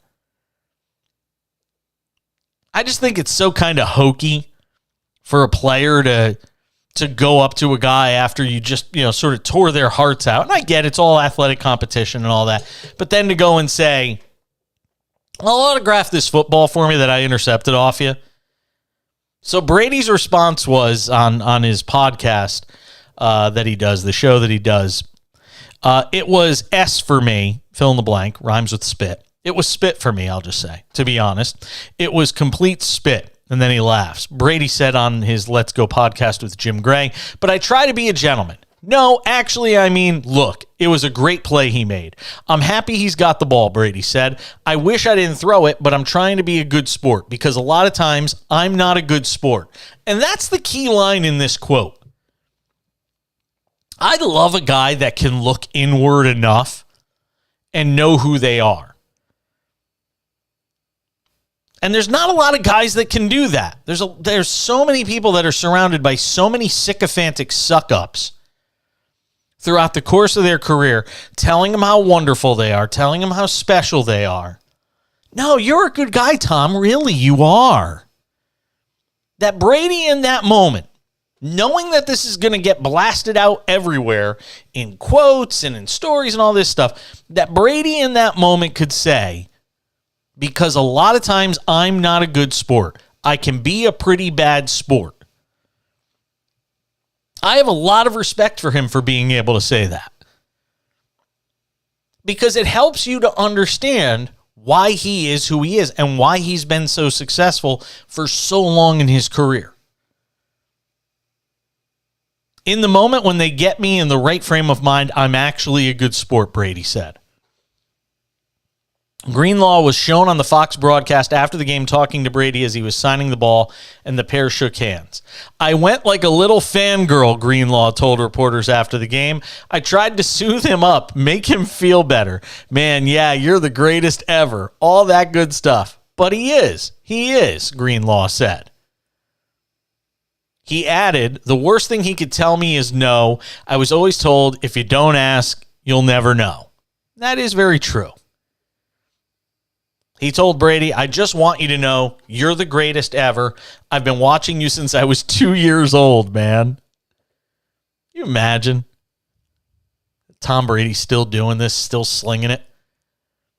"He's a good guy," Greenlaw said. "That's big time. I appreciate him. He's the greatest. He's the GOAT. So I appreciate that." And look, he might be playing for the 49ers next year. Don't be shocked. I keep telling people this. People picked up on it about 2 or 3 weeks after I was saying it. I am actually saying that to pat myself on the back because I try to think of myself as forward thinking when I do this show. So I will pat myself on the back.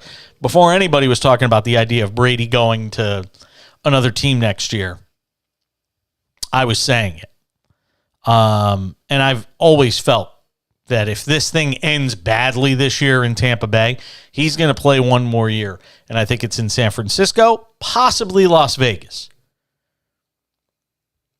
Linebacker Fred Warner received an autographed football from Brady as well. What is he just handing out? Is this Oprah? You get an autograph. You get an autograph. You get an autograph. You get an autograph. Everybody gets a ball. Unbelievable. Yeah. And look, I mean, it is historic because you don't know if it's going to be Brady's last anything. We had Jason Cole on the show. Gosh, was it Monday? I don't even remember at this point. No, it was last week. And we were talking about, I think it was last week. I think it was Friday. And we were talking about, whether or not Brady comes back next year. I don't think anybody has any real confidence in terms of being able to prognosticate what Tom Brady does next year. And you know why? I don't think he knows yet. I think a lot depends on how this season ends. I really do. I got to tell you, watching physically, I still think he can play the game. I just wonder, and I keep bringing up this whole thing about fast twitch. It's something you hear in video game terms a lot about people who play video games. It's why you don't see, when you look at the best video gamers in the world, the best gamers in the world, they're not a bunch of old guys. They're young people. Everything's faster. Their brain moves faster. The reaction time is faster. The fast twitch is faster. And I've got to think at some point that it's the fast twitch that's going to end Tom Brady's career more than the physical, because the guy's in amazing shape. I know everybody commented on the sunken face and all this stuff that we saw in Tom Brady, during parts of the season when it almost looked like he wasn't eating anymore. But Tom Brady can still play the game. He can still sling it around. I just, the reaction time and that sort of thing in a game that moves so quickly, that might be what winds up sinking him ultimately. 1-800-224-2004, 800-224-2004. Hey, John Belmer. Guess what? The Lakers are within 6 to start the fourth quarter. What did I tell you? That people should start listening. Good grief. Will you run outside and just start holding signs up on the street or something? Absolutely. Tell people they should be listening. Just saying, man. We told you. Lakers were going to make a run in this game. They're down 6 to start the fourth quarter. We'll keep you posted. We have the Lakers plus 12.5, our live bet of the night. Hopefully you took it. We're back with more of the cash in and wrap up this hour on SportsMap Radio.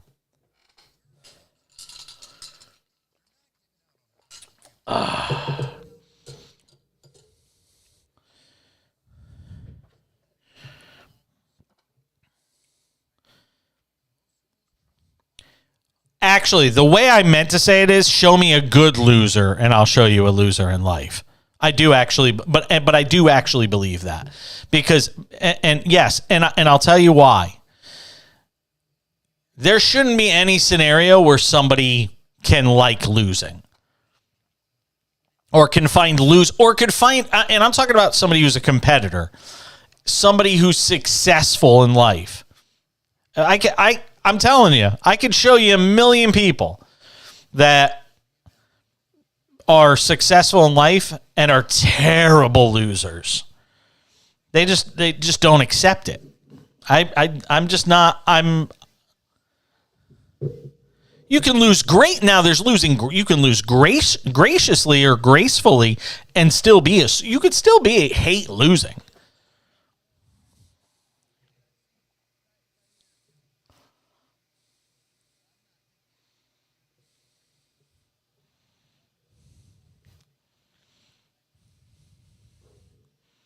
See, but I don't even kill somebody if they walk off the field and don't shake hands. Like the whole thing that went on with if you watched the Jordan documentary about the Bulls, where they talked about, I think it was the Celtics or Celtics or the Pistons walked off the court without shaking hands. Fuck, man. We just beat the shit out of each other for 7 games. I didn't want to shake your hand. I'm not saying walk off the field every time and not shake hands. That's that's lacking class. But I get the idea of, you just left it all out there. And you know what? You're not in the mood to shake hands. Okay. I'm not going to kill you for that.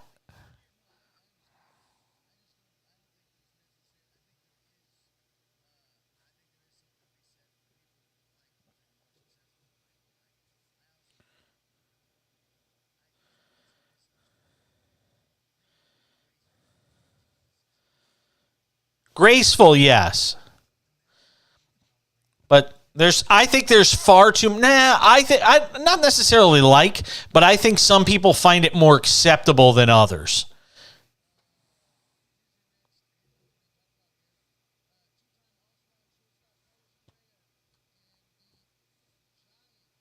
Wow. 13 years? Are they nuts?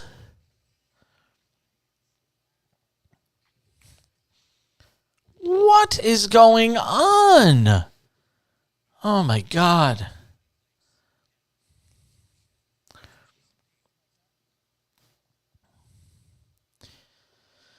Thank you for being with us. Getting set to wrap up hour number 2. This just in. We need some. Thank you. Very nice. See, that's what I've been looking for. Brian McDonald didn't give me that. Jeff Passan, ESPN, reporting. Shortstop Carlos Correa and the San Francisco Giants are in agreement on a 13-year, $350 million contract. Wow. The Giants get Carlos Correa, who turned down $160 million from Houston last year. Got $35.1 million in his year in Minnesota. This is all according to Jeff Passan. Now gets the most money ever for a shortstop. Another guy that bet on himself and won. But he's 28.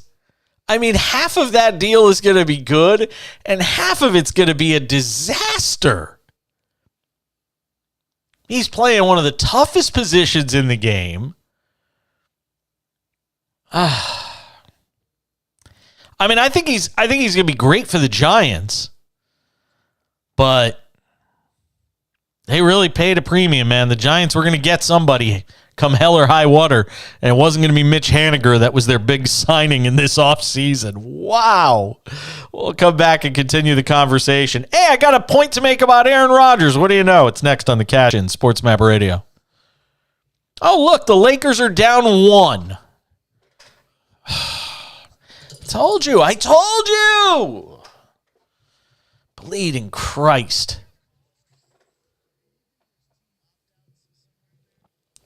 I don't see it. Not team opt-outs. If anything, they'd be on his side. But I don't see anything about opt-outs yet.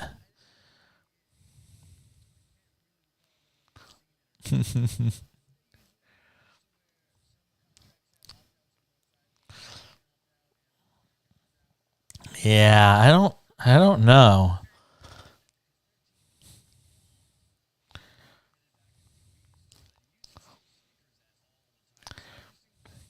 Wow.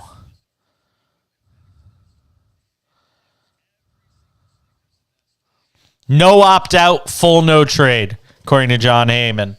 That's John Heyman, so you got to be careful. But, dude, they had to in order to get him.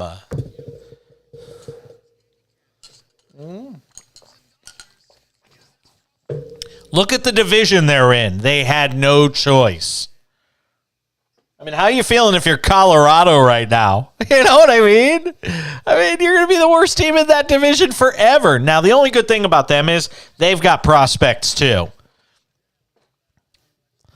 They've got some studs, though, in that organization too. Remember the name Zach Veen. Zach Veen. Zach, Z-A-C, last name V-E-E-N. Guy's really good. He is an outfielder. Yep. Stud. He's a potential like 30-30 guy eventually. Yeah, really good. Played in Hartford for the Yard Goats late last year. Yeah. Most successful minor league baseball team out there right now. Yep. They're not the Savannah Bananas. But they got him. They've got another kid named Ezekiel Tovar, who I got an autographed card of his numbered to 50 that is just gorgeous. Yes. Oh, yeah. He already is. He came up late last year. Got a couple. He skipped AAA last year. Yeah. Got a couple of at-bats at the end of the year. Gave him a little taste. Which is surprising because it starts the clock on him for arbitration, which a lot of teams don't do.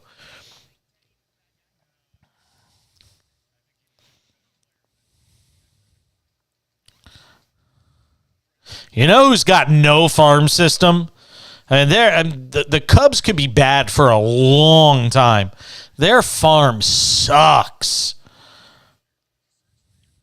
Their top prospect is 49th in the top 100 rankings, which tells you. And he's not even that good. Brennan Davis, he can't hit for average.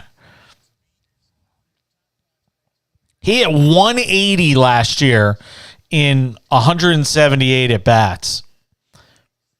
Yeah.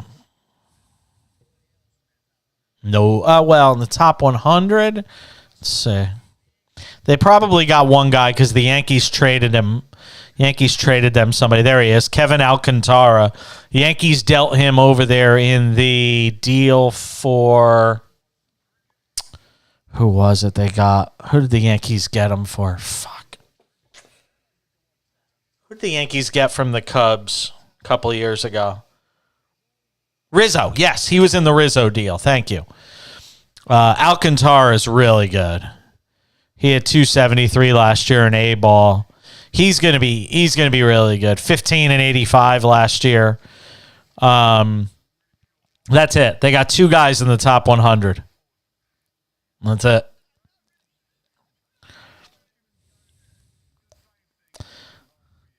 Pittsburgh is another team with a lot of good prospects too. Henry Davis. Oh, my God. Henry Davis is going to be such a good catcher. He'll be in Double-A this year. Yeah. Henry Davis is awesome, though. He's going to be a catcher that hits like 320. Yeah.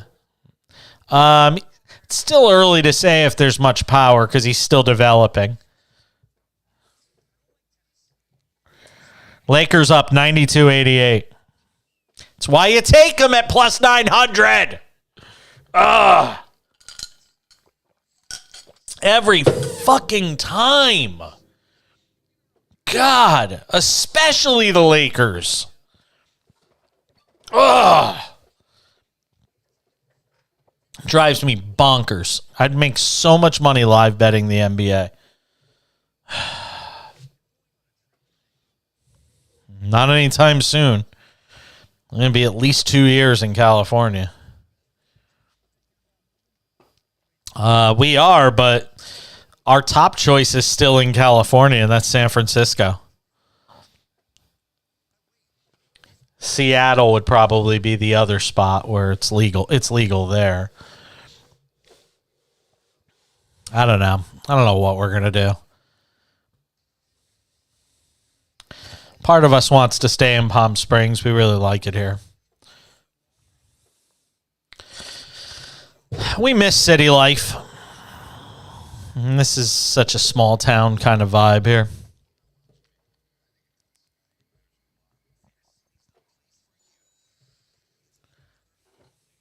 Let's go. Final hour of a Tuesday/Wednesday edition of the show. Good to have you with us. SportsMap Radio, the SportsMap Radio app, the podcast, too. If you miss the show, we got a great little podcast we do every night. It's like 40 minutes, something like that. You can always listen to it tomorrow. Catch the show there. Get everything you missed. It's good times, man. Good times. 1-800-224-2004 is the phone number at any point in this hour if you want to call. 1-800-224-2004. Look, I don't want to be that guy that says I told you so and spike the football before the game is even over. But the Lakers, 8:19 to go, fourth quarter, they lead the Celtics 92-88. This is why we tell you you have to listen to this show. We had a little bit of a drought for about a week and a half with the live betting while John Belmer was not working with us on the show. Not saying those two things equate. I'm just saying because John doesn't know. John doesn't know that we were struggling. And I'm not saying the Lakers are going to win. First of all, we had the Lakers plus 12.5 when they were down big in this game. And right now they're up by 2. They don't even need the points right now. The other thing we told you, though, is the value, and I will keep screaming this to anybody in a legal gambling state, or frankly, in a state where it isn't legal because people are doing it anyway. Sorry to inform you. But the value, home teams down big early on the money line, or even at the half on the money line.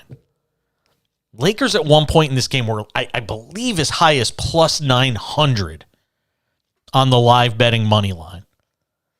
Down by, 12, 13 points. And here they are, leading 93-90 in the fourth quarter. Maybe they close the deal, maybe they don't. But you're going to win the spread bet. They're not going to lose by 13 in this game. And you might cash out huge on the money bet. Throw $10 on it. What are you losing? All right, I got to talk about Aaron Rodgers. Latest example of what drives me nuts next on the Cash In. SportsMap Radio.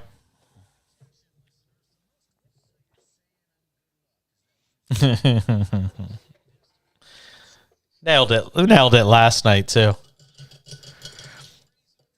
It was 13... Yeah, exactly. It was 13-10 last night, and the line was 42.5, the live betting line, and I'm like, I would be banging the under in this game.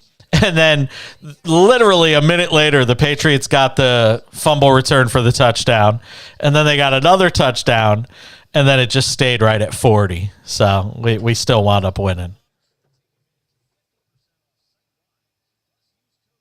Traveling. Lakers up 6. Lakers up 8. Wow. Oh, my God. You have no idea how much it drives me nuts. Not addicted. I know a good thing when I see it.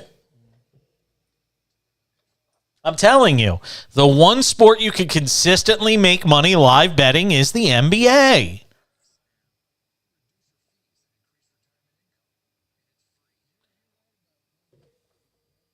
I hope more than one thing, God. I hope more than one thing I'm right about. Jesus. Come on, Belmer. Way to pump up your host.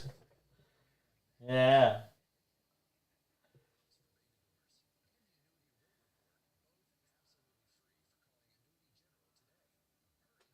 Hoop and harm for Jason Tatum. 98-82. Free throw coming.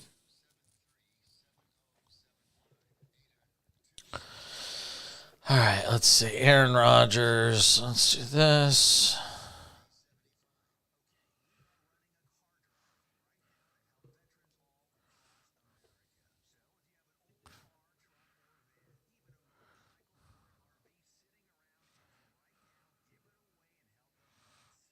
Yeah.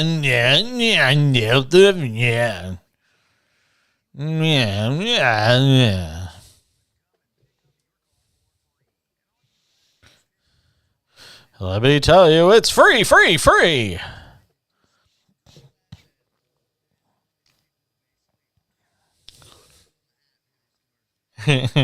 No, people on the people on the app.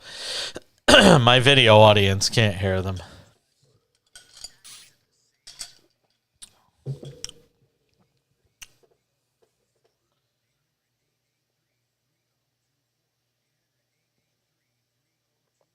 I hate that I haven't figured out a way.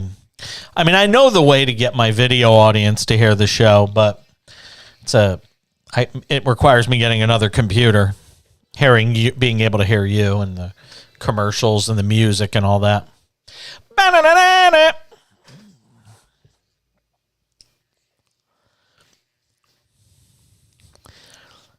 Can I give an awful reference of what this song reminds me of? John Belmer, and you probably don't know because you might. I don't know if you're too young to know this or not. You ever see the movie Drumline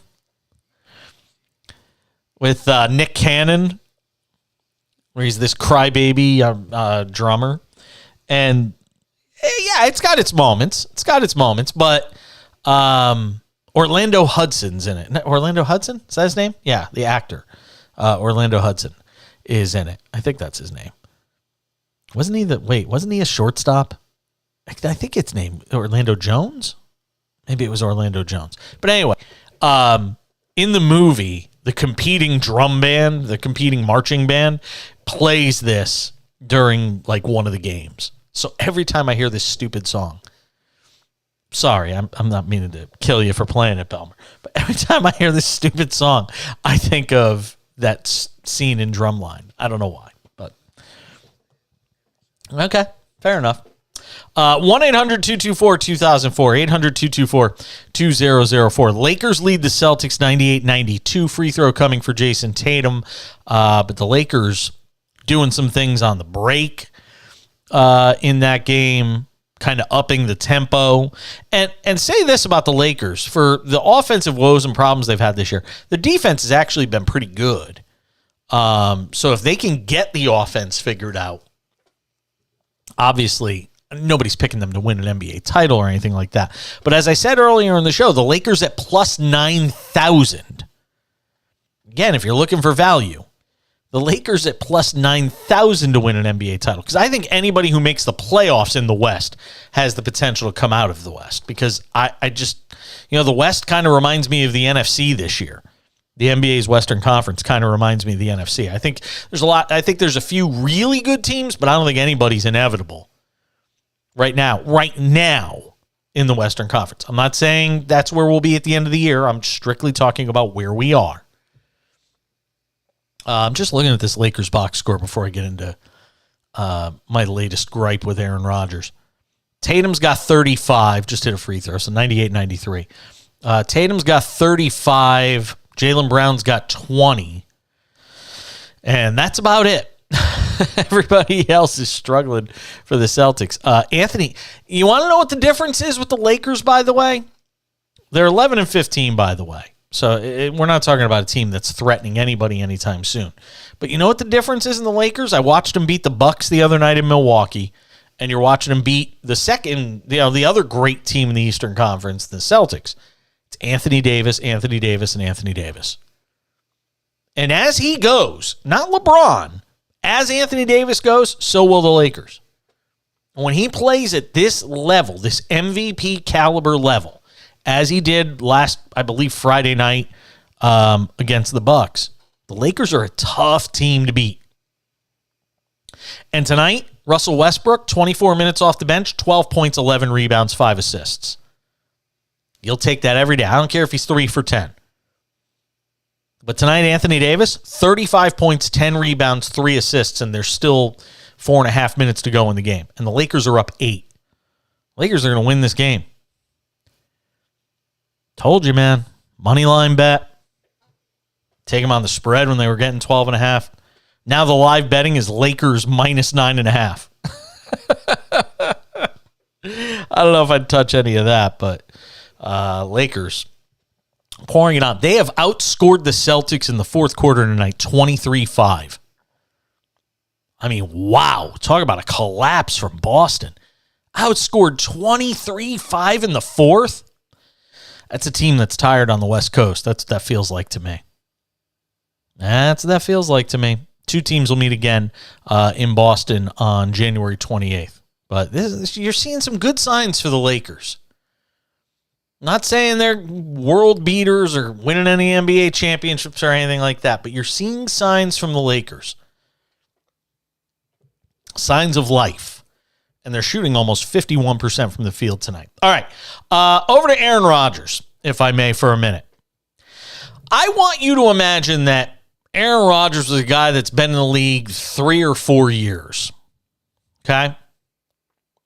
Imagine Aaron Rodgers is in the league for 3 or 4 years, and he's the quarterback of, I don't know, we'll just say Tennessee or somebody like that. Hasn't won any Super Bowls or anything of that ilk. And he's your starting quarterback, and you see him on a TV show saying stuff like this, like he said to Pat McAfee in response to a question from his former teammate, A.J. Hawk, on the Pat McAfee show earlier today. Take a listen. Wondering, this is not really a football question, but are you scared of dying? I'm just curious, after your ayahuasca trip, did you confront your death? Like, does it make you feel better about dying? Great question. I don't know where that question came from. Have you been sitting on that for weeks or something? Well, first, let me... like 2 minutes before this. Yeah. Full transparency. It's actually a great question. I had a major fear of death. I don't know if any of you guys felt this way, but kind of our age group. But there was and maybe it's just the way I grew up, but there was a lot of weird sentiment around Y2K. Remember that? The world was going to end, and I don't know. For me personally, since I was like a young teenager, I was like, man, if the world ends and I'm 16, like I'm not going to be able to accomplish anything I want to accomplish. I'm not going to go to the NFL. I'm not going to go to college. I'm not going to, meet a woman, fall in love, have kids, have a family, all these things. So I think there was like this weird ingrained like fear of like 2000 and fear of like the world ending and death. And I think we all struggle with mortality, with the idea of mortality, especially, age. You got all those kids running around and want to see your kids grow up and have, walk your daughter down the aisle and see your boys grow up and, have great high school careers at Centerville and go on and be great Ohioans. So yeah, I definitely had a fear of death, and ayahuasca and psilocybin actually really helped me with that and alleviated a lot of the stress around the idea of needing to accomplish things before I actually die, and kind of taking away some of that fear. I think when you've seen the other side, it makes the idea of death more of a passage and less of an ending, more of just kind of the next chapter of life. To that extent, I know, Age, you really got to be close to this guy. Hold on. Did you say ayahuasca makes you see the other side? Like you just said you saw death? Is that what I just heard there? You definitely see the other side, yeah. What's it look like? I guess I could change you. I guess if you. Well, I'm not talking about life and death. I'm talking about the veil between the seen world and the unseen world. So there you go. Now imagine your quarterback sitting there talking about taking shrooms and ayahuasca, and this is the guy that's leading your football team. Just, again, if it's anybody else, you're walking into the front office, your general manager, and you're saying, go find me another quarterback. And look, I have no problem with the idea of self-discovery and trying to, kind of figure out, the meaning of life and all of this stuff. But I need my quarterback to be in a different headspace than Aaron Rodgers is. I just do. I don't need my quarterback in the offseason traveling to South America to take ayahuasca and shrooms.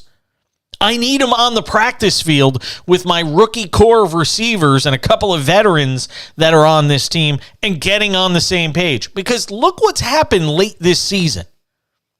The Packers offense is starting to click a little more as it relates to Aaron Rodgers, his relationship with Christian Watson, and now you start to see a future where Christian Watson could actually be a weapon for this team. All of that's great. What if they had actually worked out together in the offseason? What if Aaron Rodgers, instead of just mailing it in on the offseason programs, had decided, you know what, I'm going to go and rent a field for a couple of weeks. Just me and my receivers will do it on our own. And we're going to get on the same page because I want to win. That's what guys that want to win do versus guys that just want to collect a paycheck. And again, I talk about using your platform for things that matter. The stuff that Aaron Rodgers is talking, I just don't get it. I get that I don't fault anybody for being a square egg. Because a lot of people would describe me as such. In fact, I'll guarantee there probably isn't another syndicated show in sports radio that did the monologue I did tonight. Because they'll talk about the games and they'll talk about, Marcus Mariota walking away from his team or Kyler Murray's hurt or any of these other things. They'll all talk about that. I don't subscribe to doing the same things with this platform that other people do, and that's fine. But as it relates to the quarterback position and the importance of leadership at that position, sorry, I look at Aaron Rodgers, I don't see a leader.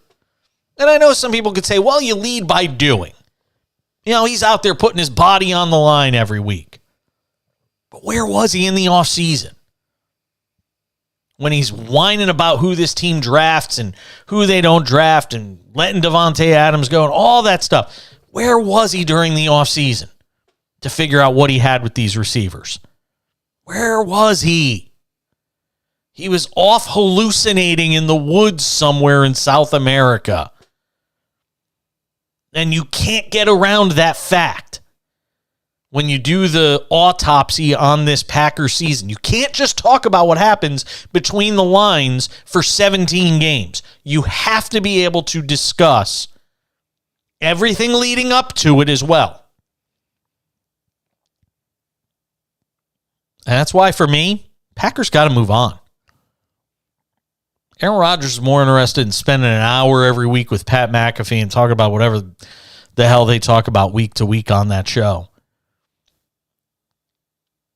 He's not taking any hard questions or doing any hard interviews. He's just going someplace where AJ's going to lob up stupid questions like, if you were a tree, what kind of tree would you be?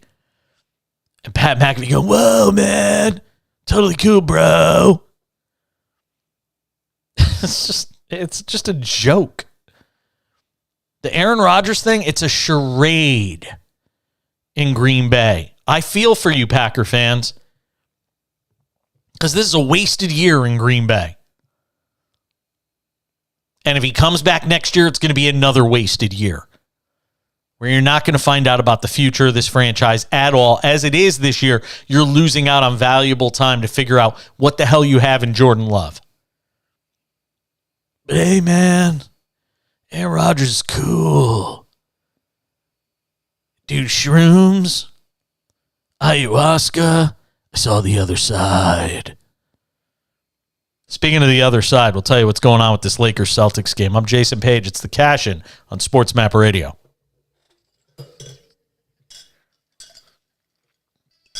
Christ. Ugh.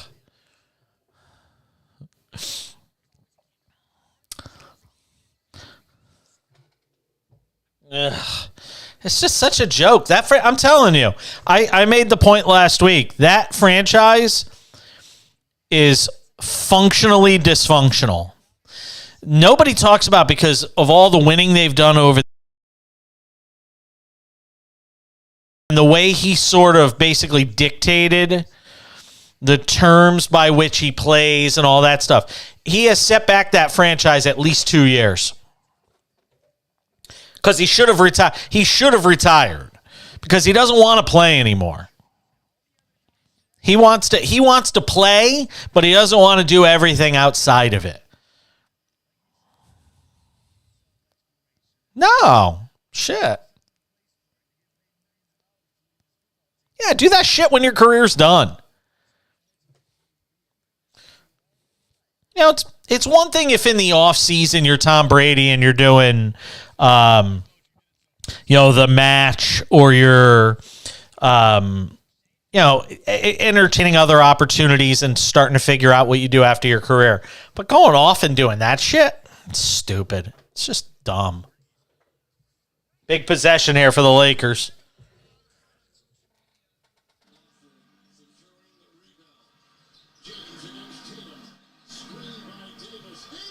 Oh!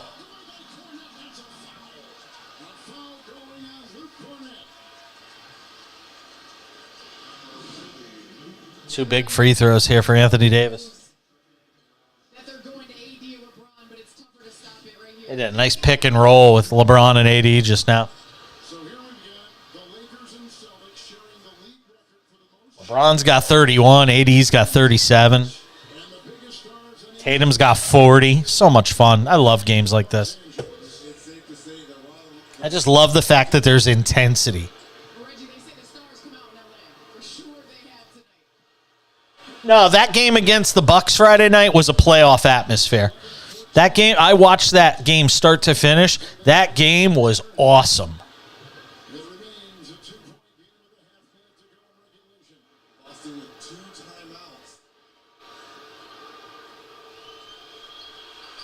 Oh, Davis missed both free throws.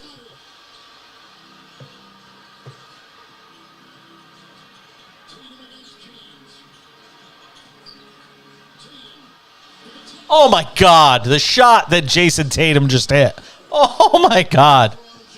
Oh, my God.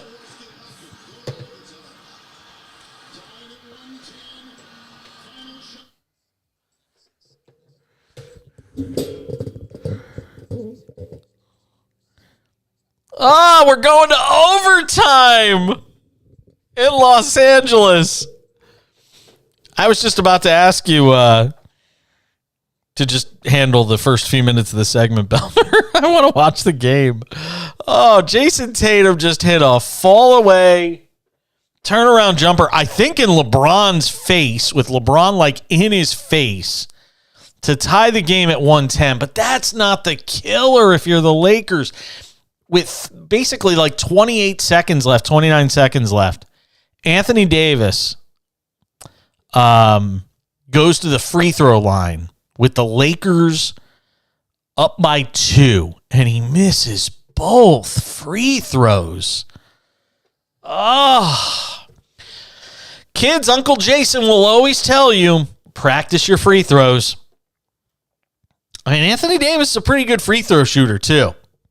So we're not talking about a guy that, this isn't Giannis Antetokounmpo at the line shooting free throws. Anthony Davis, for the season, is an 83% free throw shooter. What do they say about pressure? Creates diamonds or bursts pipes. Late in the game, Anthony Davis went. By the way, speaking of free throws, while we're talking about them, I don't know if you saw this tonight, John Belmer, but tonight in that Bucks win over the Warriors, the officials twice called the 10-second violation on Giannis Antetokounmpo free throws. Twice. Yes, nobody ever calls it on him, though, and teams have complained about it forever, let alone call it once. They called it twice on him tonight. You never see that. There were about 70 technicals handed out in that Bucks-Warriors game tonight. So they're going to overtime in Los Angeles. We'll see if this game ends before we get off the air, but it's 110-110. And boy, if the Lakers lose this game, Anthony Davis will be kicking himself when it's over for missing those 2 free throws. On an otherwise sparkling night, 13 of 23, 37 points, 12 rebounds, 3 assists, but 11 of 15 from the line and 2 big misses. LeBron's had a big night, 38 minutes, 31 points, 9 rebounds, 9 assists. So he's got a good shot at a triple-double here in the OT. But Jason Tatum is so good. He has no problem just tearing your heart out. 42 for Tatum in regulation tonight. 14 of 27, 42 points, 8 rebounds, 6 assists. This is another one of those great NBA regular season games. You don't get a lot of them, so you have to enjoy it. I was saying to Belmer during the break, Lakers-Bucks Friday night had playoff-like intensity. This game, playoff-like intensity. So now they're in overtime, and we'll see what happens. And boy, overtime is not the friend of the Lakers better. Because you just never know what's going to happen in OT. Lakers had an OT game the other night against, say, Utah? I can't remember. But they had an OT game the other night where they came back late, got the game to overtime, and then literally they got outscored by like 12 in overtime, which you rarely see that sort of thing. Lakers up 112-110 in the OT. On the money line right now, they are minus 265. They're actually up now 114. Excuse me. 114-110. I got the hiccups, Belmer. Coming up in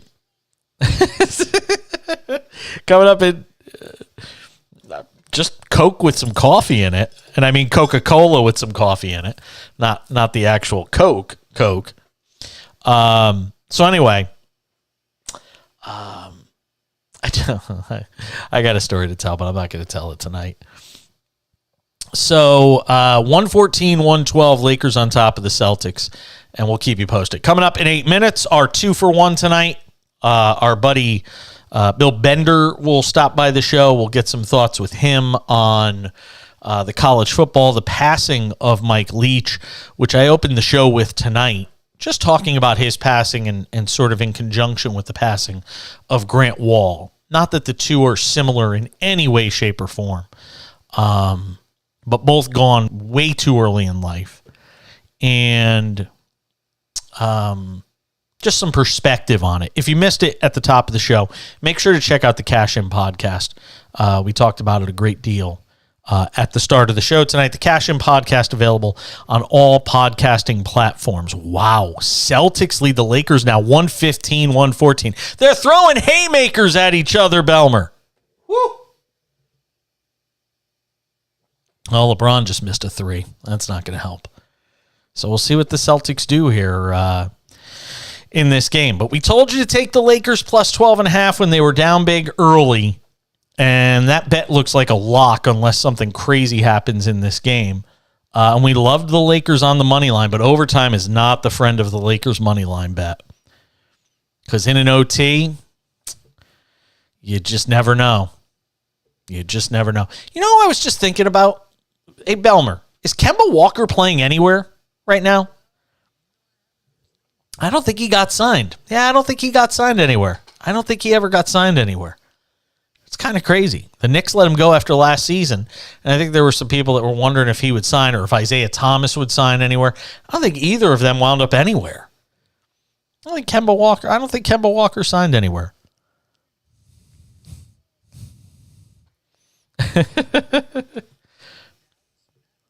Really? Huh. Interesting. Didn't know he was playing for the Mavericks. Celtics 117, Lakers 114, 2:13 to go in overtime. Big possession for the Lakers here in this game. I mentioned it briefly in passing in the last segment. Did you see this story about Marcus Mariota? See, and this is what I mean. And see, Belmer, this is what I mean. The difference between being a sore loser or, show me a good loser and I'll show you a loser in life. We were talking about it during the break. But this is what I'm talking about when I say the difference between being a bad loser and just a bad teammate or something that shows a deep character flaw. I don't think being a sore loser is a character flaw. I don't view it that way. But when you bail on your team the way Marcus Mariota reportedly has, that I've got a big problem with. And Marcus Mariota has bailed on the Atlanta Falcons after being demoted to the backup quarterback spot. Marcus Mariota decided, you know what, I'm good. And to me, that's just not right. Exactly. That's exactly 100%. That's exactly the question I would ask. What team is ever going to want Marcus Mariota after he did that? Like, it's such a short-sighted move. In the overall scheme of things, it's such a short-sighted move to simply walk away from your team. What, because you got benched? Because you're ineffective?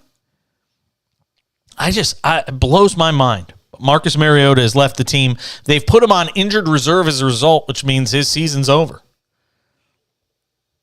And you got to imagine his time in Atlanta is probably over as well. You could be disappointed. You could even voice it. I mean, look at Matt Ryan when he was demoted. They were starting Sam Ehlinger. Now he's starting again. We'll come back. Bill Bender talks college football on the Cash In, SportsMap Radio. Would you believe this, by the way? The Celtics with 52 seconds left are up 8 in overtime. If they wind up covering this 12.5, I would never bet again. I would absolutely, I would cancel all my betting accounts. I mean, that would be insane. But it just happened to them happened to Lakers the other night. They were up 114-110 in overtime. Now they're down 122-114. It's such a bad loss. And Anthony Davis, make your friggin' free throws. God damn it, man. How is Anthony Davis missing both of those free throws? Yeah, he's an 83% shooter. Ugh.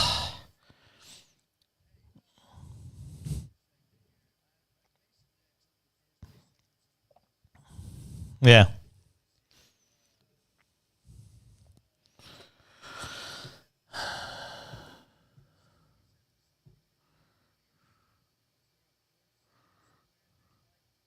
I'll always take me banging on Aaron Rodgers. Yeah. What? Take me banging on Aaron Rodgers? Yeah. 12, let's see, 12, 13.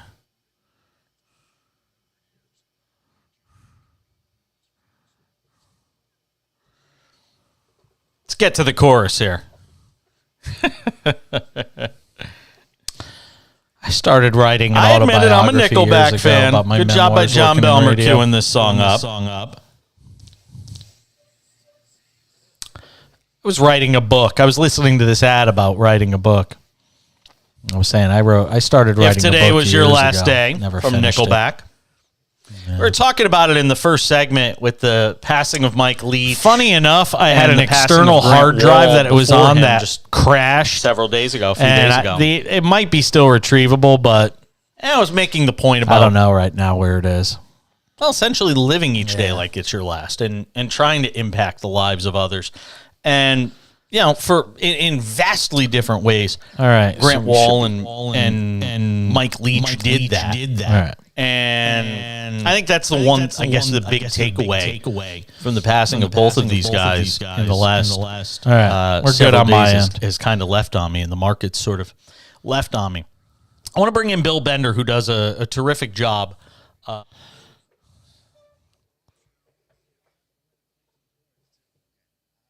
Yes, because you'll hear me talking. Got to start it in the same spot you did. Remember? There you go.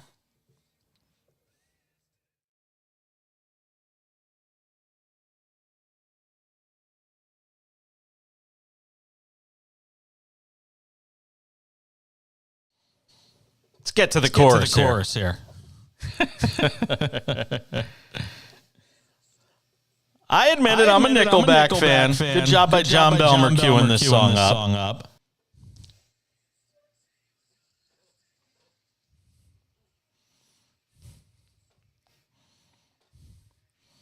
If today was your last day from Nickelback. We were talking about it in the first segment with the passing of Mike Leach and the passing of Grant Wall before him just a few days ago. And I was making the point about, well, essentially living each day like it's your last and trying to impact the lives of others. And, you know, in vastly different ways, Grant Wall and Mike Leach did that. And I think that's the one, I guess, the big takeaway from the passing of both of these guys in the last several days has kind of left on me, and the market's sort of left on me. I want to bring in Bill Bender, who does a terrific job, college football writer with the Sporting News and one of our friends of the program who joins us tonight on the show. And I want to start with the passing of Mike Leach, Bill. And as somebody that covers the sport, try and put into words sort of the shock being felt around the college football world. He lost a good character, not just a quote machine, and his stream of consciousness thoughts that made us all laugh and appreciate who he was in that regard. I think we lost a football pioneer, with the air raid and everything that he did from 1980 to the present day. I look back at the 21 seasons he was an FBS coach. His teams led the FBS or the NCAA in passing attempts 17 times and finished no lower than third. And I know, I kind of pictured it this way, we talk about Navy and Army and Air Force and how they run the ball every play. Well, Mike Leach made it cool, acceptable to throw it every play. And, the tributes out there have been, I've read as many as I could today because it's just a horrible loss for the game of college football. Yeah, it certainly is. And, that's what's kind of stuck out to me is, and I always look for these things when big figures in sports or big figures in anything pass away is how they're being remembered and what people are talking about. And yeah, you'll talk about the quotables and all of that stuff. And I saw a couple of mashups of some of the funnier things he has said, but he really did revolutionize the passing game in college football. Yeah, and it's trickled down to every level. I was telling somebody today, I coached some 5th and 6th grade football the last couple of years, and I tried to do it. It's hard. It's hard to throw the ball around and get the ball in space, and everybody does it now. And it just made you appreciate how he made it work. And, some of those numbers are staggering. The number of 4,000 and 5,000-yard quarterbacks he had in the college game. And a lot of those guys are obviously coaches now, whether it's Lincoln Riley or Sonny Cumbie or Cliff Kingsbury. Josh Heupel played for him. It's amazing. And obviously you see it in the college game now. It's a passing. It's not a running, establish the run type game anymore. It's a throw the ball around and create mismatches in space game. And I think Mike Leach is in large part responsible for it. Now, he did it more than everybody else, but I kind of thought about it this way. He made Lubbock and Pullman and Starkville places where when you played those teams, you knew you were going to get thrown at 60 times a game, and that could not have been easy to prepare for. No, it certainly could. Bill Bender, Sporting News, does a great job on college football, our guest tonight on the Cash-In on SportsMap Radio. Are you surprised one way or another they decided to go ahead and continue the season and finish it out? No, and that's because they're college kids and college coaches, and that's, that you believe in that, and I do.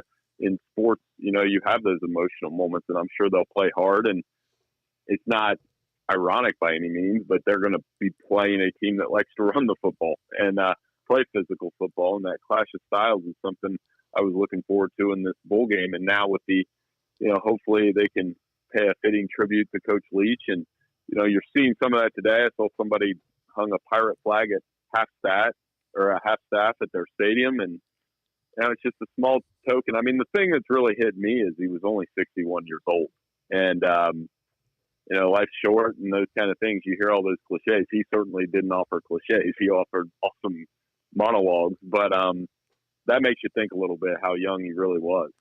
Of all the places he made an impact, would Texas Tech be the one where he made the biggest impact? Yeah, because you picture the Michael Crabtree play and the game against Texas and them winning that game in dramatic fashion and everything that came with that. And then later, I would say Washington State because of some of the quarterbacks that produced. I don't think, I always get the question, will his system work?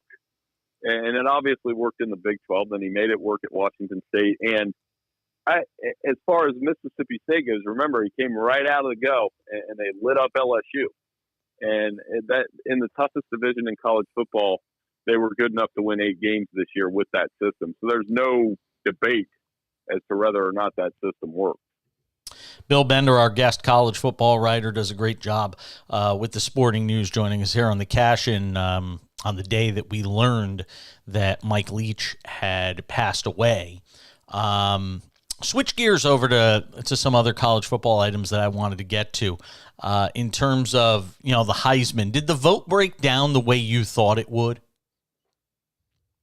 Yeah, I mean, I thought Caleb Williams would win. I think we all thought that, but just in terms of everybody else. I mean, yeah, Duggan and then Stroud and then Bennett and I thought Hendon Hooker deserved to be invited. I mean, that was just if he's going to finish 5th, I mean, the season he had. We had a lot of debate at Sporting News with our All-American team about that second-team quarterback. Some of us liked Stroud, some liked Hooker, some liked Duggan. But I still didn't have a problem with Stetson Bennett being there, and maybe not as much as other people did, because he had a great season. He played well in the big games, and you know what? He's got a chance to win a second national championship. So the joke's going to be on the people that, have been kind of ripping on him if they go out and win another one. When you look at the top 4 here, Williams, Duggan, Stroud, and Bennett, and we could throw Hooker in the conversation and Bryce Young and all these guys, but when you just talk about the guys that were invited, which one do you ultimately think translates best into the NFL? Oh, I would think Caleb Williams does. And the reason I say that, he's been compared a little bit to Patrick Mahomes. We've got a long way to go before we get there, but I think it's just his incredible playmaking ability, his just effortless way he can throw the ball down the field. And there's going to be more experience, more polish, but I've thought that, honestly, since on the field against Texas with Oklahoma. I texted a boss of mine who was from that same high school conference. I said, man, this guy's the best player in the country right now. To have that kind of incredible playmaking ability, I think it will translate into the next level. Talking with Bill Bender, college football writer, Sporting News, joining us here on the Cash-In on SportsMap Radio and the SportsMap Radio app, also on the Cash-In podcast, which you can catch just about anywhere. I went off on this last night, and I don't know how much it's on your radar, but the way Navy fired their head coach, I got a problem with that. You're Navy. This isn't an NFL team. I get that it's a team that goes to some bowl games. You're not a team that's competing for national championships or the playoffs or anything like that. And I get the fact that, this guy struggled over the last couple of years and, not winning the commander-in-chief game and all of that. But you had to fire him while he's sitting in his locker after the game. You couldn't wait till Sunday night or Monday to let this guy go. I have to be honest, it just left a bad taste in my mouth with the way the AD and the folks at Navy handled this.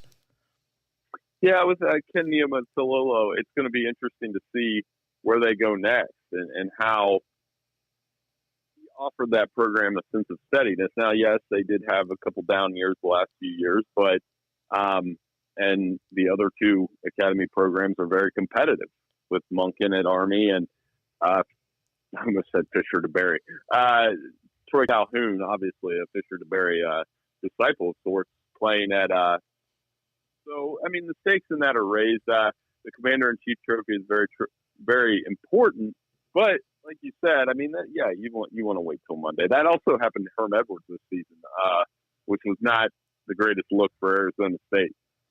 No, but but Herm had a pretty soft landing at ESPN. I don't know where the former coach of Navy is going ultimately to sort of rehab his career and where he goes next. And if I'm not mistaken, wasn't he 5 or 6 years ago? Wasn't he one of the darlings of college football? Didn't he turn down opportunities to leave there?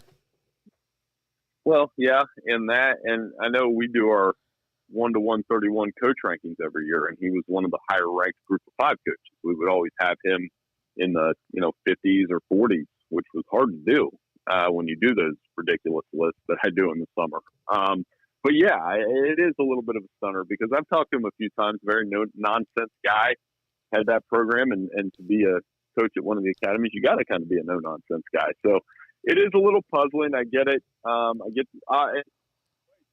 it was an awesome Army-Navy game. I enjoyed watching the entire second half, the overtime. It was awesome. Where are your eyes on right now as it relates to the transfer portal? What's the name that you might be looking at the most and maybe one of the higher profile teams that could be the most active when it comes to the portal? I mean, everybody's going to be active. I think Notre Dame's a very interesting team to me because they've got talent. Now, do they go chase a Grayson McCall, who went into the portal today? He's probably the most interesting name because if you look at his stats at Coastal, I mean, he elevated that program for the last 3 years. He doesn't throw a lot of interceptions. He throws a lot of touchdowns. He can run, and he checks a lot of boxes from the leadership standpoint. So I think wherever he lands, that team's going to get a gem. And I mentioned Notre Dame because that's a team that could create some momentum if they beat South Carolina in their bowl game and then go from there. You know, they play Ohio State again next September. That ought to be a huge game for them. But they're a team I'm watching now out of all the teams that, you know, kind of really matter. What are you keeping an eye on as it relates to the college football playoff here over the next, well, what do we got, about 2 weeks, 2.5 weeks until we see these college football playoff bowl games? Is there any one storyline that you're following? Yeah, well, how does Ohio State come out? Oh, they lost Travion Henderson today, undergoing foot surgery. I saw that. Got punched in the mouth. Yeah, got punched in the mouth by Michigan. How do they respond against a team that kind of does the same thing Michigan does with 5-star guys? Not going to be easy to go down to Atlanta, but also a team that just giving them the underdog card for a month is very interesting. This is a team that they could definitely go out, play, and win that game if they play well. So, I mean, and then the other one with TCU and Michigan, it's just a case of, I've been saying this all month, when those teams get in that game, which style wins? Does the Big 12 style win, and does Max Duggan make some plays and make them uncomfortable, or does Michigan just kind of beat them down like they have everybody else this year and have a big second half and give Jim Harbaugh a chance at a national championship? And I do think both things are possible. Whether it's winning it all or just getting to the playoff, do you envision a scenario where Jim Harbaugh leaves after this season, or do you think he's staying for the long haul with Michigan? I don't think he's going anywhere. I think that going to be a lot of NFL. Going to be a lot of NFL coaching openings, though. If they win it, but I think, you know, he tried it last year with the Vikings. Last year was where I thought maybe he would try it because Georgia just beat them, and you saw how long the path to a national championship might be. Now, some of that might be predicated on how they do. I do think they're going to get another look at Georgia. I think it's going to be a rematch this time in the national championship game, and we'll see what's different from Michigan. That Blake Corum injury just hurts so much because you're like, yeah, I know they won the next 2 games. So good in that methodical run game that they had. Bill Bender, college football writer at the Sporting News. I always appreciate your time, my friend. You are a valuable part of this show. Thank you, sir. Hey, no problem. You have a good holiday. Thank you so much for having me on. Take care. Same to you, my friend. Have a great holiday. We're back to wrap up the hour next.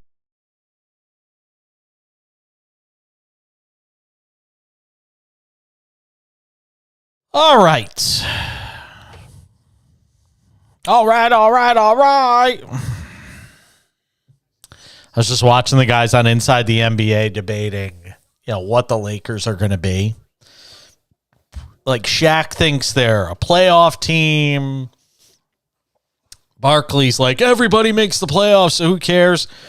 And Shaq and Kenny Smith think that the Lakers have better playoff potential in terms of what they do in the postseason than the Clippers, which is interesting. Yeah.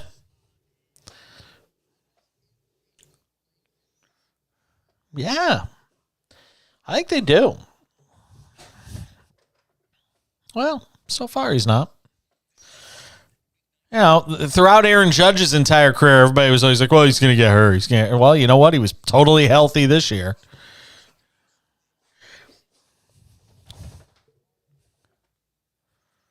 Yeah, I know. I get it.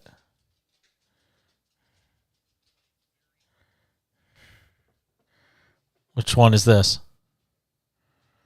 Yeah, you could take that out.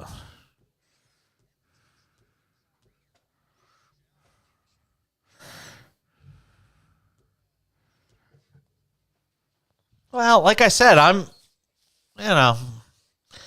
talking about a lot of stuff in the moment.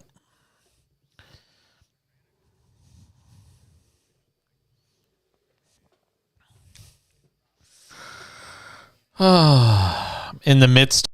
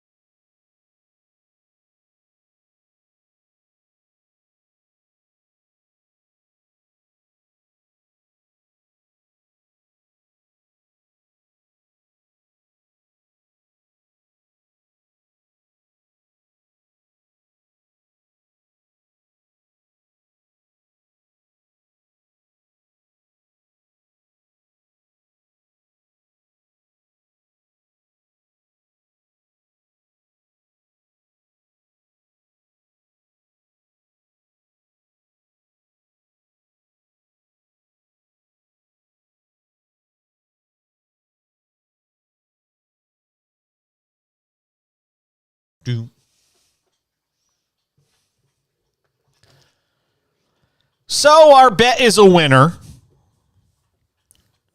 Sound the cash register. Lakers covered the 12.5. They lose in overtime. 122-118, I believe it was. But that's a tough way to lose a game. I mean, they're up 110-108 with 28 seconds left and have Anthony Davis at the line for 2 free throws. You think you're going to win that game. And instead, he misses both free throws. Tatum comes back the other way, hits a fall-away jumper on the baseline over LeBron, I think, to tie the game. You go to overtime. You're up 114-110 in overtime, and you still wind up losing. I mean, that's just crushing if you're the Lakers. You are seeing good signs, though, out of this team. I get they're one spot out of the final play-in spot, and it's too early in the season to even be looking at that stuff. I mean, you're not even we're just past the third way of the season. We're just at a third of the season, so I'm not going to go crazy about the where we are in the standings. The Warriors are the last spot. I think they're number 10 in the West right now. And I don't think they're going to finish the season there. I expect they're going to go up. I don't think they're winning an NBA title the way they're playing right now. And like I said, maybe they make some moves. Maybe they go and get somebody.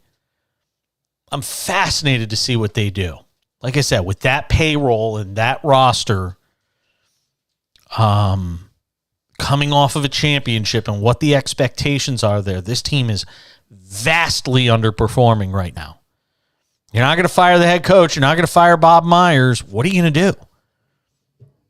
We're out of time for this Tuesday edition of the show. We're back on Wednesday, 10 p.m. Eastern, 7 p.m. Pacific. Thank you, John Belmer. Thanks to you for listening. The Cash In on SportsMap Radio. Bye!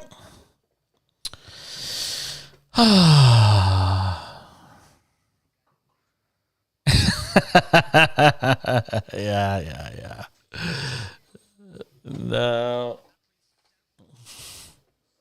No? What does he say on the local side?